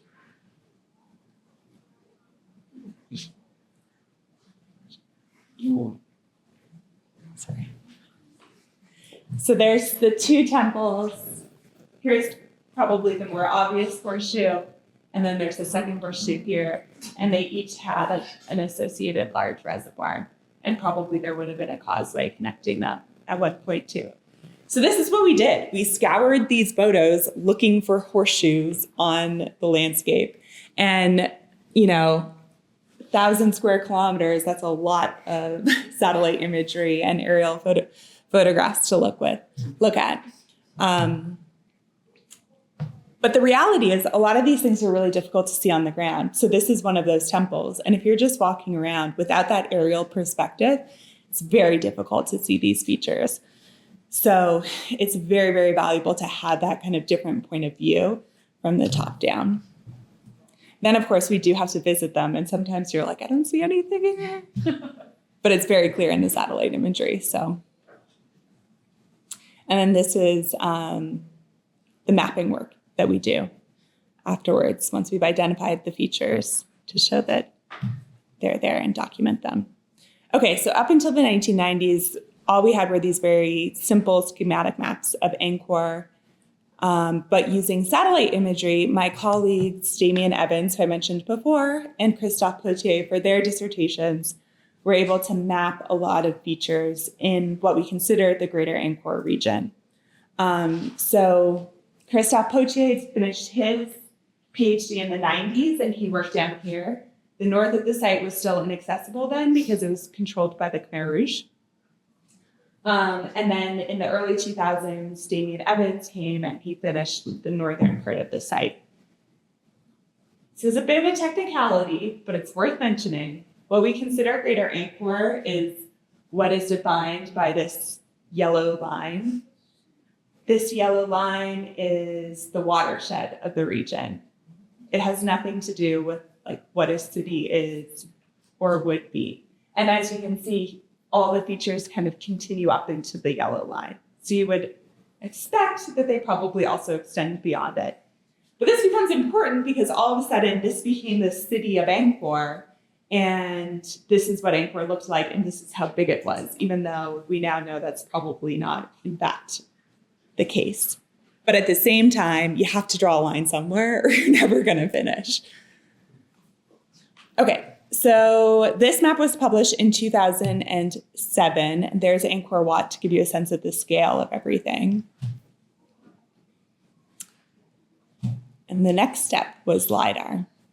So these maps are great, but what you might notice is that there's not a lot going on in kind of the center of the site, which doesn't really make sense because what city has all of this stuff on the peripheries and then nothing in the middle where the big temples were. But because a lot of people were working off of these maps, Angkor got this reputation as being a low density urban center. And it was thought that perhaps it was just these civic ceremonial zones and temples in the middle of the city, and that there was this very unique form of urbanism surrounding the city with no one really living in the downtown area, which I'm seeing some looks that doesn't really make sense.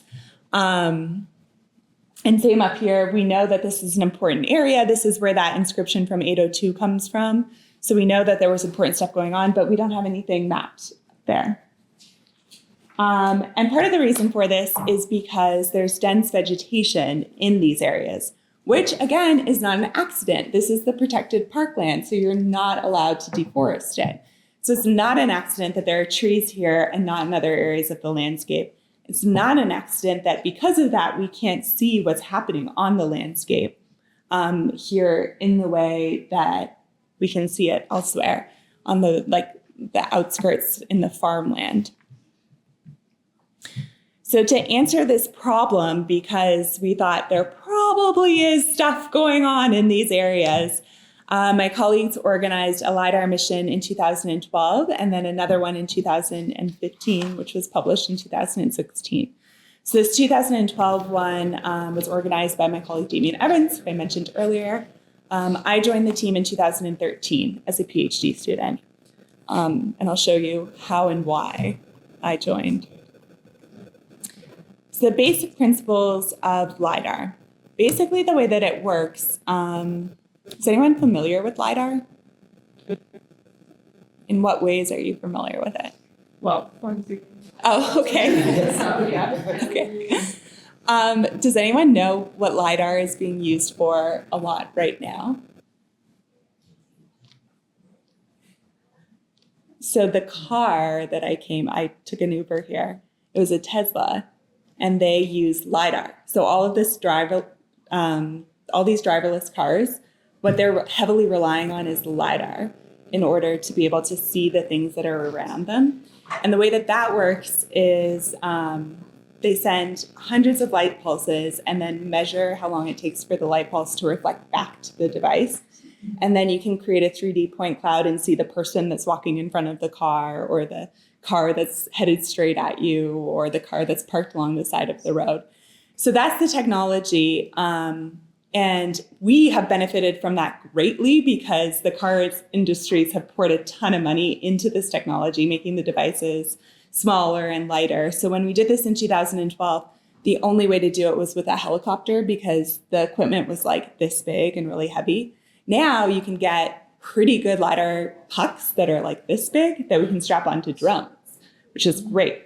So the technology has advanced significantly in the last 10 years because of this whole driverless car movement. So thank you, archaeologists appreciate that. Okay, so returning back to this, the way that it works is these light pulses don't actually go through the leaves. They don't go through the trees. They find the little gaps, the little holes.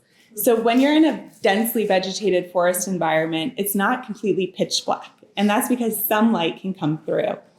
So that's what the LiDAR does, and that's what we're looking for. And we're hoping when we do these surveys that for every square meter, at least one point can find like a little gap between the leaves and make it all the way down to the ground and then come back to the device. So even though we're sending hundreds of thousands of pulses, maybe only one of those hits the ground, and that's enough. That's all we need. If we get more, that's great, but we'll take one. Here's another visualization of what that looks like. So we're kind of looking for these gaps where the light can filter through, where the LiDAR can filter through as well. Another kind of beautiful picture. So when we do the surveys, what we get in return are these 3D point clouds. And with these 3D point clouds, you can see everything. So here, this is kind of like the raw results. So you can see all of the trees, you can see all the vegetation. But what we're interested in is we strip all of that stuff away and we look just at the points that have hit the ground. And again, if we get 1 or 2 points in a square meter, that's fantastic. So we have hundreds of thousands of points represented here. And of those, if we have even like a very, very small percentage, we would consider that a success. And here's another example from a terrace landscape. Stripping away the vegetation, and then the terracing becomes pretty clear.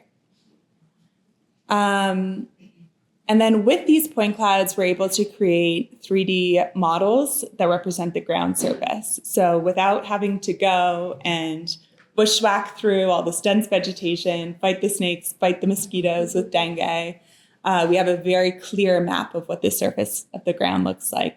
So here is a representative of an image that Damien Evans made, where you see the satellite on the top, the point cloud is the second, and then the third is the ground returns. And you can very clearly see that there are a lot of features on the landscape there. And you don't even really need to be a specialist to be able to understand that you're looking at something man-made. So for the 2012 and 2015 acquisitions, as I mentioned before, those were done with helicopters, partially because of the state of the technology at the time, which since then has advanced, but also because we were surveying very large areas. So it's great that we can do some of this with drones, but then you're limited by the battery power of the drone, so you can only do smaller areas. Here's the helicopter stopping to refuel in a field. And here's a ceremony to kind of bless the helicopter and the mission before it started.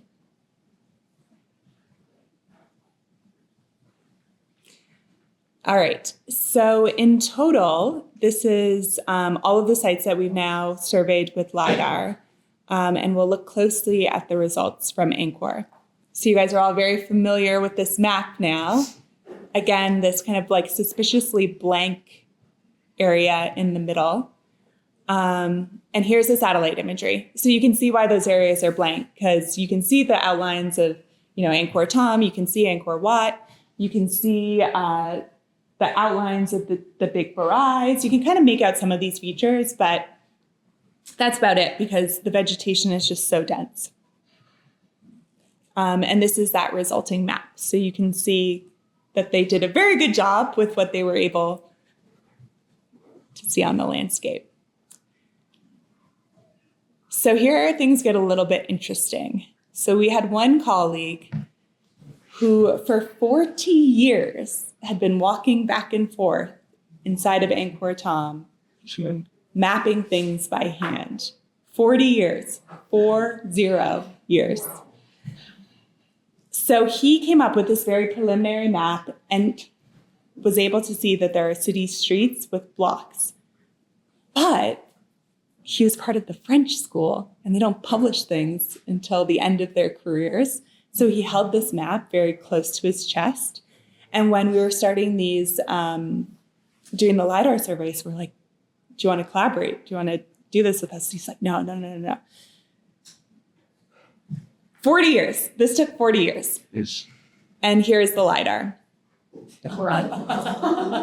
So what took him 40 years with the LiDAR in a matter of weeks became very, very, very clear. Even to an untrained eye, you can see that it's a really complicated landscape, just full of human intervention and man-made features. So this is where I joined the project. So they had just acquired the data. I reached out to Damien. We're emailing back and forth. He was like, okay, what we need someone to map the LiDAR. And I was like, oh boy, because there are a lot of features there. So I joined the project in 2013 for my dissertation, and I worked on mapping all of these archaeological features. And here's the results from that. I spent probably like a year and a half mapping, and then our colleague Adam Witchker, he joined the team and spent a year of every day, 9 to 5, mapping these features. So in total, we've now mapped over 26,000 archaeological features. And before that, we had 6,000 features mapped from the satellite imagery alone. So this really transformed our understanding of the site. All of a sudden, like, do we have a low density urban complex, or do we have a city with suburbs? So it completely changed our understanding of Angkor, how many people lived here, what they were doing, how they were living. And then we can also see just how sophisticated it is with all of the, very regularly planned city blocks with house mounds and house ponds divided into blocks by roads and streets that doubled as canals during the wet season. It's really interesting. So if we take a closer look at Angkor Wat, here's the satellite imagery, strip that away, and all of a sudden, Angkor Wat's not just this temple. It's actually a community, a very clearly organized and planned community. So within the moat, it's really interesting. There are these city blocks that each have 6 house mounds and 6 ponds. So it's very clearly planned, very clearly organized in a way that, some of these kind of like creepy suburbs are built today where it's like very clearly structured and planned. That was Angkor Wat, very clearly structured and planned. To the south are these weird spiral things. No idea what those are. Teams have excavated there and haven't been able to find anything. So we say gardens, but we don't really know exactly what those were used for. But I'll return to those later. Keep those in mind. So here's just another view of the LiDAR from Angkor. And then with this, we're able to do artist reconstructions that are now actually much more accurate because we have a better sense of what it actually would have looked like. And one of my colleagues, Allison Carter, has done several seasons of excavation here at these house mounds. So we can get a better idea of who are the people that are living here. Here's another temple site, Bang Malay. If you ever get to go, this is one of my favorite sites to visit in Cambodia because there's this catwalk that's built in it. So you kind of feel like you're in the canopy looking down on the temple as you go through it. But again, very highly structured urban center. So that's a big reservoir to the right of the screen, and then city blocks with house mounds, ponds, and other administrative buildings. Is that just a very basic elementary question? But Yeah. I had this question when I was reading this as well. When you say house mounds, do the structures that indicate then? Excellent question. No, that's a really good question. So Angkor is a floodplain, which means that every year there are floods that come through. So instead of just building your house on the ground, you build a mound and then you build your house on stilts on the mound. So the house itself is gone because that was built of wood. But what's left behind is the 2-meter tall mound that was built before you built your house to protect from the flooding. So it actually works. It's like a dream for archaeologists using LiDAR because we don't necessarily see the house, but we see the mound. And then the mounds have different shapes. So I showed you the temples that are all horseshoe shaped. The house mounds are pretty regularly shaped too. And then if we see a mound that looks a little bit suspicious, then we'll go and check that out on the ground because maybe it's like a different type of feature or a different type of building. But yeah, that was a really good question. I should have clarified that. So thank you. Yeah. So we don't see the houses. We see like the way that they've terraformed the landscape because of the flooding. So my colleagues who work in Mesoamerica, for example, when they use LiDAR, they're looking for house platforms, and those are like 10 centimeters tall. So I can see a 2-meter tall mound pretty easily in the LiDAR data, but it's much more difficult to see a 10 centimeter tall house platform. So this also created, especially in the early days of archaeological LiDAR, a lot of contention between us and the Mayanists, because the Mayanists were like, you have to go and ground verify everything or else you don't know what it is. And we're like, dude, like, look, it's like so clear what it is. I can't possibly go to 26,000 mounds and verify, like, what am I going to do? Like, yep, another mound, like, yep, another mound. And then finally we all got together and we were kind of sitting together at the same table and looking at each other's data. And they were like, oh yeah, you don't need to go verify all of that. And we were like, oh yeah, you probably do need to go verify. It's just the different nature of the archaeological record and the landscapes that we're working with.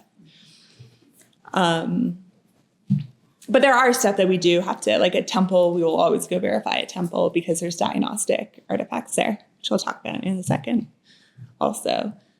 So Phnom Kulen, this area we know is really important because this is where that 802 CE inscription comes from, saying, I'm Jayavarman II and I founded this area. But the problem is it's really difficult to survey. First, the vegetation is so dense. Second, this is one of the last strongholds of the Khmer Rouge, so the area is still heavily mined. So you can't wander off past, you can't kind of do a systematic survey. Typically, you'd want to do a grid where you're walking back and forth. It's simply not possible. My colleague, JB Chavance, has been working there for many, many years and working with a lot of folks in the village, and many of them have lost limbs long after, the fall of the regime because the stuff remains on the landscape. And it's just incredibly dangerous to be working in this area. So here's the LiDAR from Phnom Kulen. It's a little bit more difficult to see because it's not a nice, like perfectly flat floodplain. This is on top of a mountain. So you kind of have to like zoom in and zoom out a little bit more. But you can probably still see some of these archaeological features. So there's large causeways, there's a large temple.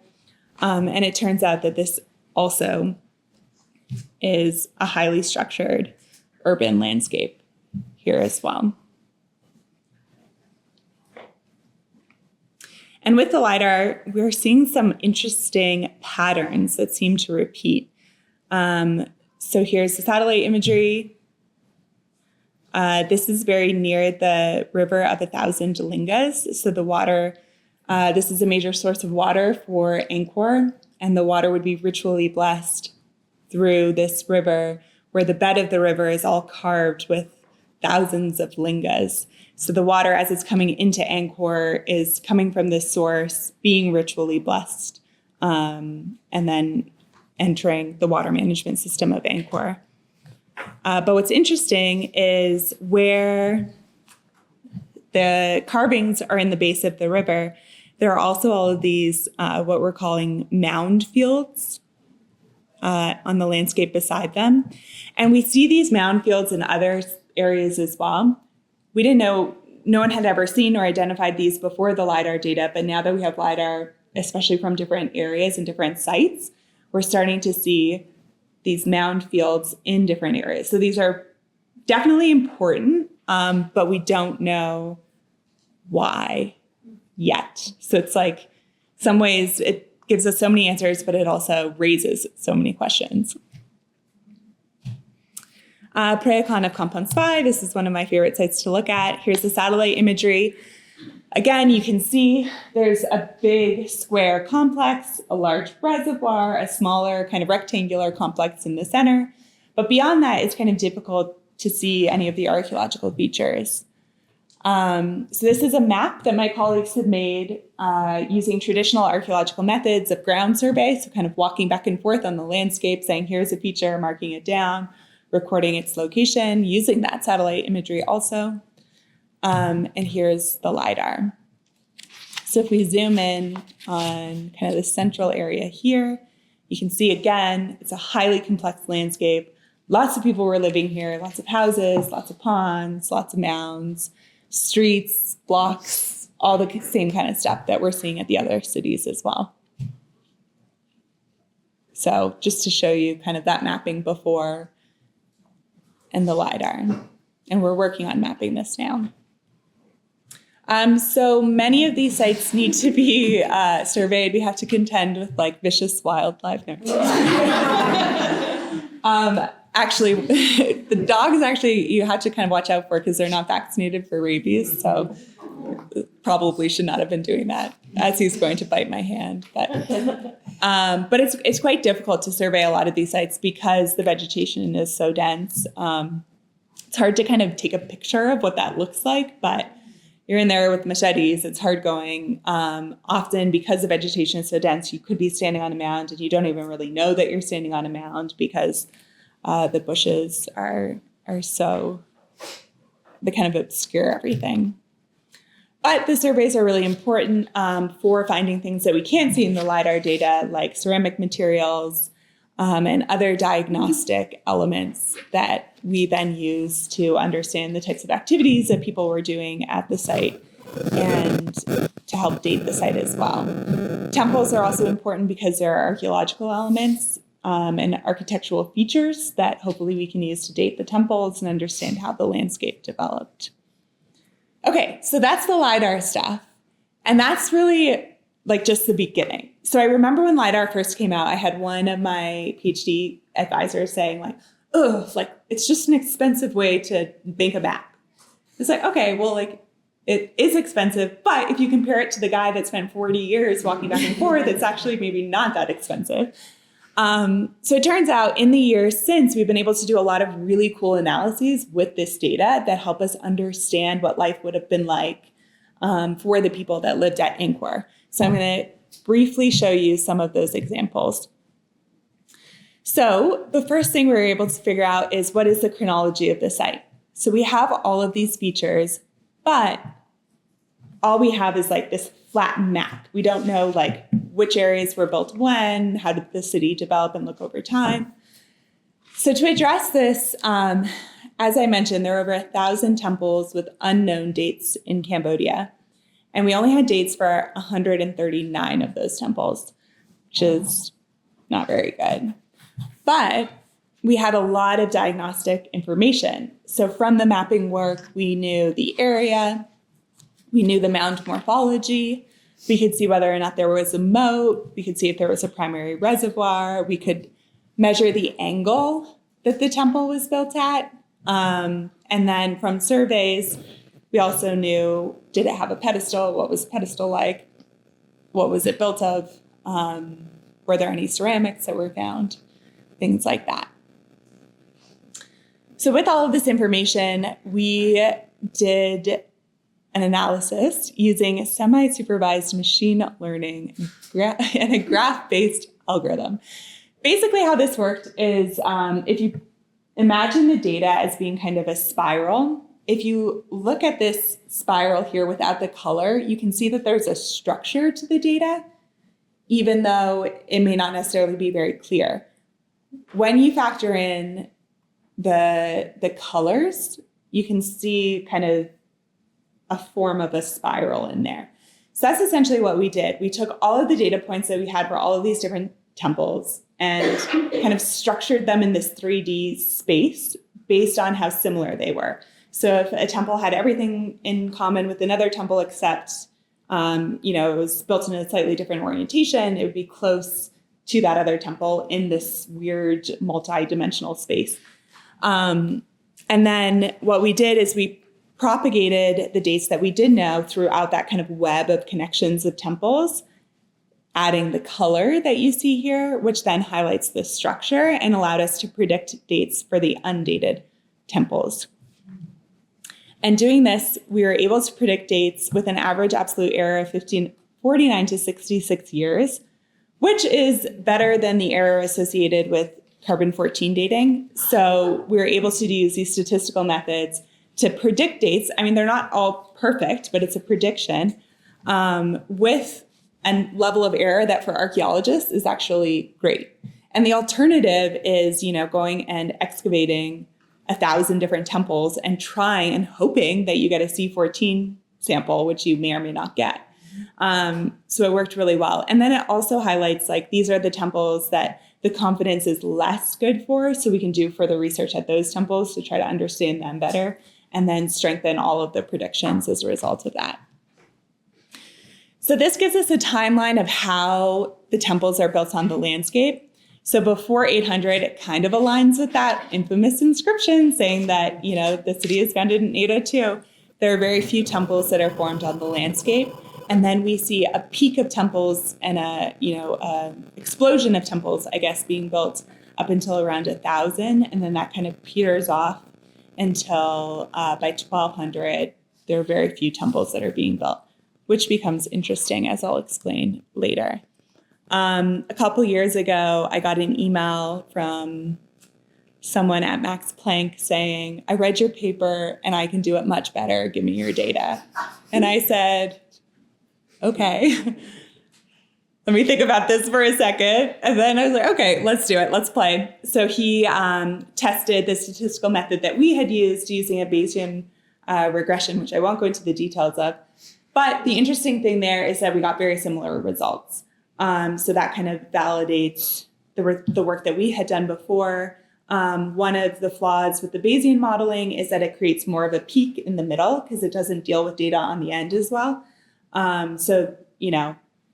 The answer is the general pattern of kind of how these temples are being built on the landscape and that there's a decline in new temples rang true, which is fantastic. Because I was like, oh no, this is a little bit. But if his results are completely different. But so our next question was, how many people lived at Angkor? So using that work and combining every other bit of chronological information that we had at Angkor, this study involves a laundry list of people that have worked at Angkor over the years. We were able to associate what we knew chronologically about the temples and about other archaeological features onto this map of 20,000 features that have been mapped and pull apart different versions of the landscape as it looked over time, and then use those different versions of the landscape to come up with population estimates. So before 888 CE, this is what the landscape of Angkor looked like. We have kind of three very distinct and unique urban centers, one on Phnom Kulen, which is that area with lots of landmines, one kind of to the west of the site and one to the south of the site. By 889 to 1000, everything starts to kind of nucleate at Angkor. We don't know exactly what the neighborhoods themselves looked like because they've been built over in later times, but we do have like a number of really large temples that were built in these areas. And Pre Rup, the one under the East Bry, is still kind of largely intact. So that gives us a snapshot into what a city in the Angkorian world looked like during this time period. Again, this period of centralization continues around this area that we now consider Angkor. By 1180, it starts to fill into the landscape that we see in the LiDAR data. And then the final version of the landscape from 1181 to 1308 CE. So for example, there's kind of a grayed out area, Prayakan. Jayavarman VII built Prayakan. We think there's probably stuff there before, but we don't know what that looked like because it's been built over. So we're limited in that we only can see this kind of final snapshot of the landscape, but we can start to reconstruct what it probably looked like in earlier periods. And what we definitely see is kind of a centralization of people and probably power in the center of Angkor. And then we were able to use these maps to come up with population estimates. And our results suggest that there were up to 900,000 people living at Angkor by that final period, which is a lot of people.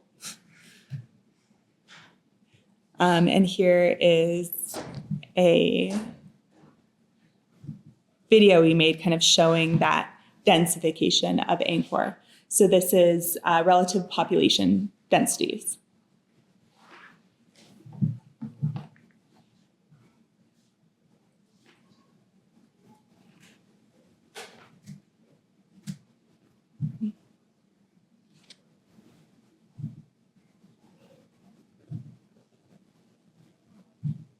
It's not loading very well. Okay, there we go.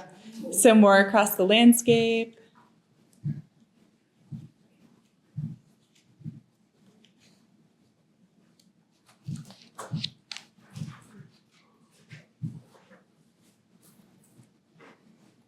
And then starting to centralize kind of around central Angkor, leading into this final time period where there's really an explosion of the number of people that are living at the center of Angkor. Okay, so I think I'm nearing the end of my time. 15 minutes. Okay. All right, how did the agricultural system develop? So we have all these people living in central Angkor. How are they living there? Where are they getting their food? Presumably, if you're living downtown, you're not also working on a farm because it's too far away to walk back and forth. So we have all of these smaller temple communities on the landscape. And these are highly involved in agriculture. So as you can see, there's a temple in the middle, there are people living around it, and there's rice fields everywhere. And there's reservoirs used for those rice fields as well.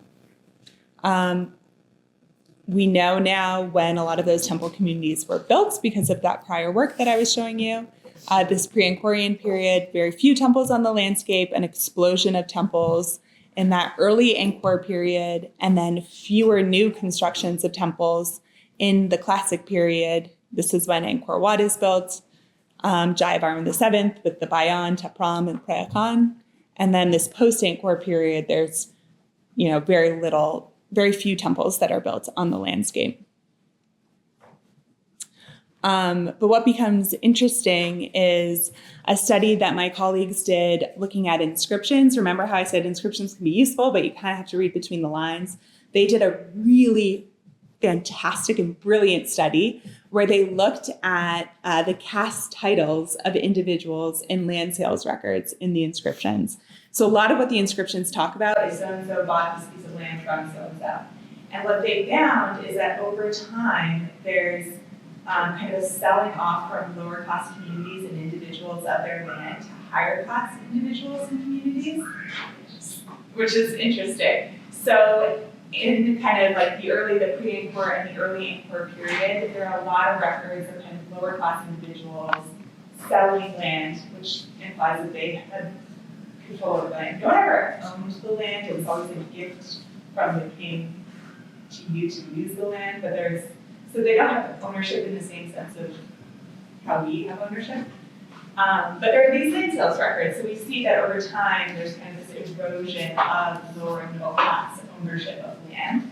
By the classic Angkor period, there's only very high class individuals buying land. It never goes, land is never sold from a high class individual to a low class individual. It only goes one way. By the classic Angkor period, there are very few examples of anyone other than kind of like the upper elite owning land. And then by the end of the classic period, the people with those titles are now referred to as temple staff. So the argument is kind of by the end of that period, all of the land in the entire agricultural system is kind of owned or being controlled by these upper elite kind of state-run temples. And so you have places like Tapcom, who now have a catchment of what was before, hundreds of individual temple communities. They're all kind of now within this Tapcom landscape. And we can also see that in the landscape data as well, which is interesting. We also did a study looking at how labor was organized. And very interesting, without going into the weeds there, the interesting takeaway is that we found that by the later periods, there was less land per farmer, but because of collective organization of labor, potentially because of some of this aggregation that was happening, those farmers were actually being more productive. So an individual farmer was making more rice per farmer in these areas that were more highly developed and intensively organized than kind of in the peripheries of Angkor or in earlier time periods. So that suggests, there's this concern of like, what is the quality of life like for the farmers? Because now all of a sudden you have 60,000 people in the urban core that aren't growing any rice, and you need to grow rice for them. But the idea is that through this communal organization of labor, they were actually able to produce more rice, so hopefully quality of life, wasn't too horrible. With that being said, we don't actually know how the resources were distributed, so it's possible that they were all centralized and the quality of life was not very good for the average farmer. But we also know that Jayavarman VII, for example, initiated a lot of major public goods and public building projects, including those road networks that I showed you before that everyone would have benefited from, and also hospitals. He built 102 hospitals that operated free of charge to the population. So there was like a lot of reinvestment in the public services and public goods. And then can we learn about the decline of the site? So one of the things that becomes very clear in the LiDAR data is failures in the water management system. So as you can see here, the Siem Reap channel, that does not look like it's supposed to be there, and it's not supposed to be there. The water was originally being ushered from this reservoir kind of along this channel into the moat of Angkor Thom. And we can see in the LiDAR data at one point there was a failure here, and the water overtopped the embankment and then flooded the urban landscape here.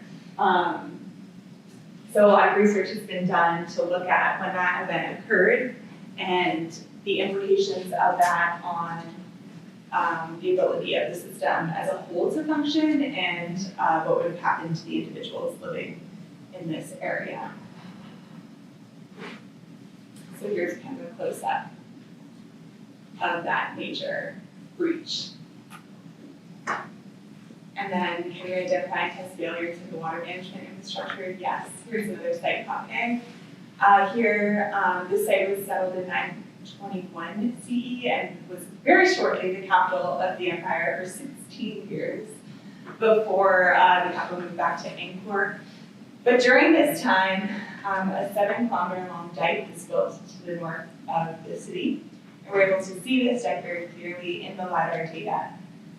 But also use the LiDAR data because we have very high resolution topographical information to model the water flows in and out. So we worked with a hydrology engineer who had way too much fun working on this project.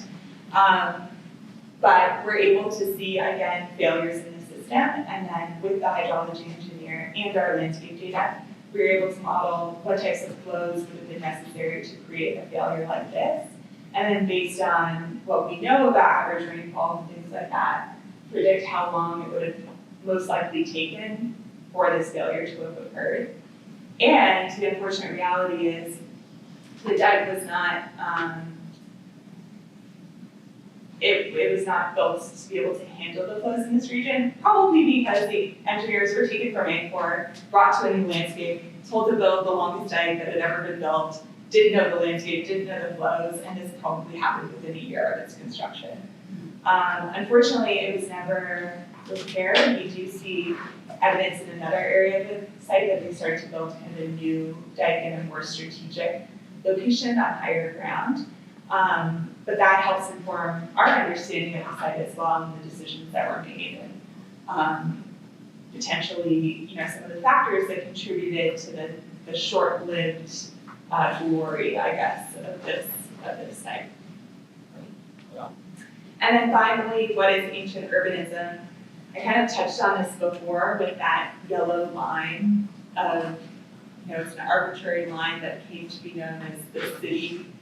But is that the best way to conceptualize what a city is? And the answer is probably not. Now that we have the LiDAR data, it seems clear to me that the city and the way that we would think of a city is probably these densely occupied areas. And then the rest of that area is kind of more like the suburbs or an extended catchment. In a similar way, like what is, New York City, maybe it's Manhattan, but it's connected to New Jersey and Long Island and all these other areas as well. And there's inflows and outflows of people. And so it's possible that what we see in the ancient past in terms of what cities are and how they function is strikingly similar to what we see today in terms of what cities are and how they function, just on different scales because of the technology that was available and the means of transportation that was available.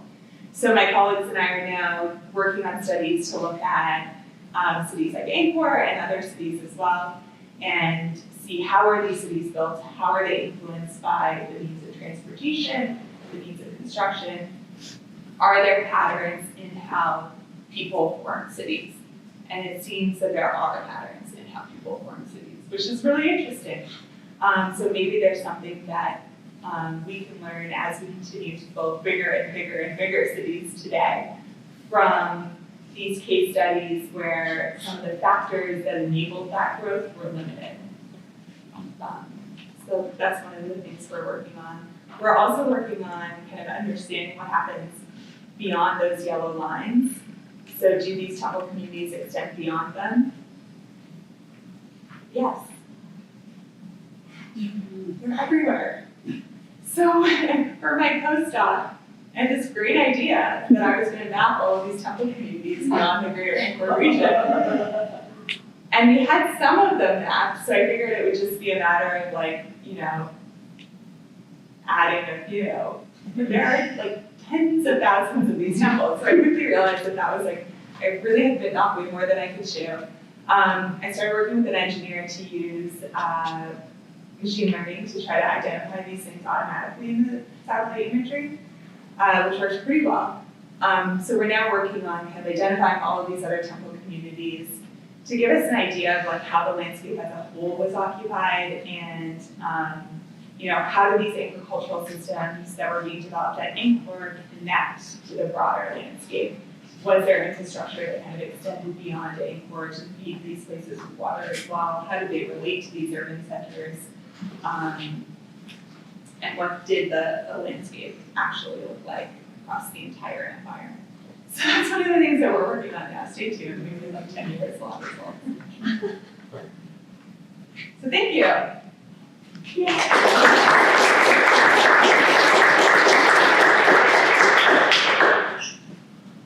think I have time for 3 quick questions. I see several others as well, so just go. Okay. My brain, when you were talking about how the land selling was just thinking of modern gentrification, right? But at the same time, according to your data, the city centers became populated during that time. So was there a system of what was the system taking place? Was it a surface system taking place there? Was there, what was the draw throughout the wind? Was it necessity? Yeah. was, and how did that societally break down? No, that's a really good question, and it's a really hard question to answer because a lot of that, the time being, we're relying on inscriptions, and inscriptions aren't free. I tell you, it's exactly what we as archaeologists and thousands years from that we want to know. So it seems that a lot of the times when there are these land sales, the labor is also included in that. So the communities and the individuals that are working the rice fields are also kind of sold in a way, but it's hard to know if, I think probably the best way for us to think about it is kind of the serfdom. There's one term in inscriptions that may refer to slaves, but it's controversial and we're not sure. But I think probably, yeah, like there wouldn't have been a lot of agency, I don't think, if you were a farmer at Angkor. I don't think you would have had many choices. With that being said, there were avenues for, upward mobility. Being a monk today in Cambodia is not a permanent lifelong thing, like being a priest, for example. Oftentimes people will go and be a monk for a week, or 2 weeks, or 2 years, or their whole lives. And the same thing would have happened in the past too, where people, young girls who have gone and been astral dancers for a couple of years, and during that time you're living at the temple, which kind of would have functioned similarly to maybe a university in the way that we think of it. So there was opportunity for education and then classes that developed of craft specialists also. So we don't really know, but we're working on some of those questions now. And now that we have the LiDAR data, we can ask very targeted and specific questions like, who was living at Angkor Wat? Who was living in these houses around Angkor Wat? Like, what types of pottery do you think they found around Angkor Wat?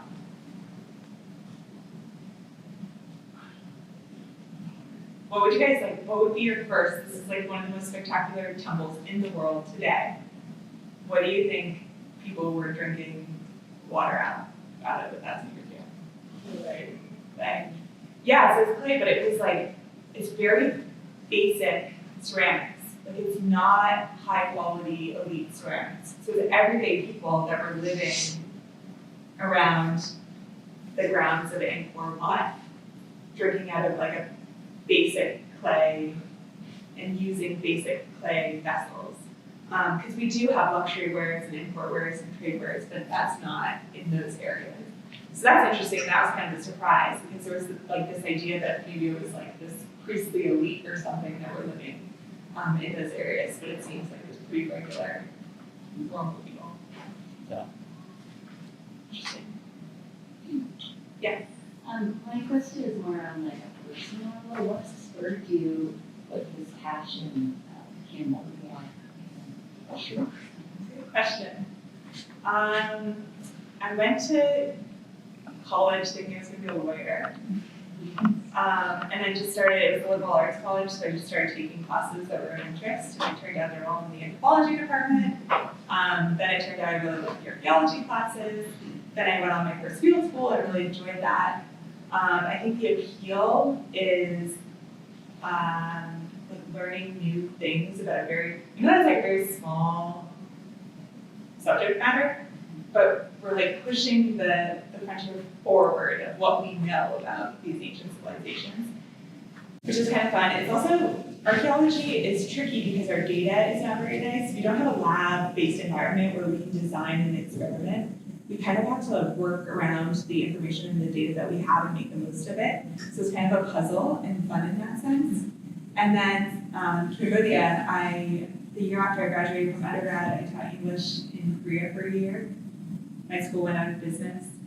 I decided to travel around Southeast Asia for a couple months before going to grad school. I just fell in love with the area. And then when it was kind of fateful that Damien had the LiDAR data and needed PhD students to work on it at the same time that I was looking for a project. So it all kind of fell in line.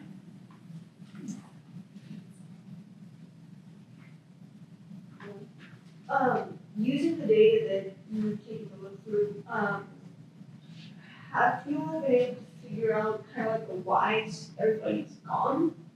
like if you get all this use of politicization, I know this is a common issue here and there, but for this area, were you able to take a look at, was it just like crazy flooding? Because I know that there's different breakdowns and things like that, but. Yeah, so I actually just finished a paper on this. The answer is we don't really know. There are 4 big hypotheses. None of these 4 things in isolation led to it. Human societies are complex, systems are complex. There's not one kind of silver bullet answer. So one hypothesis is that all of a sudden trade was becoming more important rather than rice agriculture. So the reason why Angkor was so wealthy was because of all the rice agriculture and because of all the surplus. So it's possible that trading became more important. That's one of the arguments that's been made. So we know that the political and religious elite left Angkor and went to a site called Lombek, which is near Phnom Penh. So depending on how you think about it, like it never really ended. It just shifted locations. In the same way that for 16 years, the center shifted to Kha Kay and then it shifted back to Angkor. So the political and religious focus, I guess, we're using all these contemporary terms to describe past events. It doesn't fit on perfectly. So, you know, if we talk about the capitals, was really capital, I don't know. But the political and religious focus was at Angkor, and then it shifted to Lombek. Lombek isn't necessarily a better location for trading, so I don't know if that really makes sense. Another one is that the water management infrastructure just fell into disrepair. So basically what we see happening is over the course of 600 years, they're building this increasingly complex and elaborate water management system. And the reality is it's more expensive to maintain these things than to build them. So every time you build a new channel or you build a new reservoir, that needs to be dredged, that needs to be maintained. And it's one thing to maintain like 3 of these large things, it's another to maintain, 100 of them.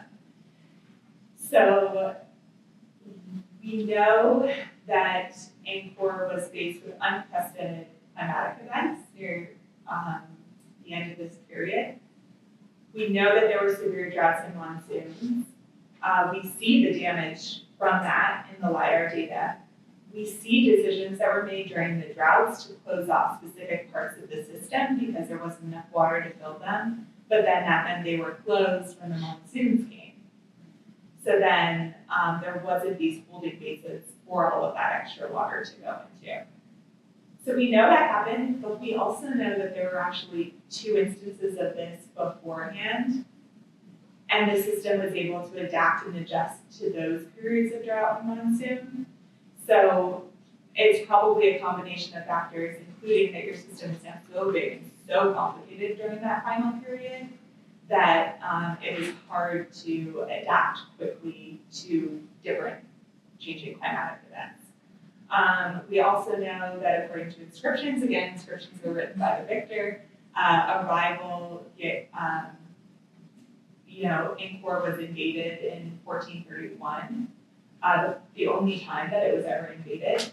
But those inscriptions, that they talk about this like grand invasion, but they don't mention any of the gold or any of the other stuff that we know was at Angkor before. So we think that had already been taken, so it's like, congratulations, you conquered a city, or like wasn't quite a city anymore, kind of. So we don't really know, but basically, probably a combination of all of those factors. Yeah. And then sometimes, 600 years is a long time. The landscape is complicated. There's a lot going on, and sometimes maybe it's just easier or makes sense to start doing somewhere else. Yeah. But we don't think that there was some kind of like that catastrophic event where everyone died. I think probably people just kind of move back out to the landscape. Thank you, Sarah.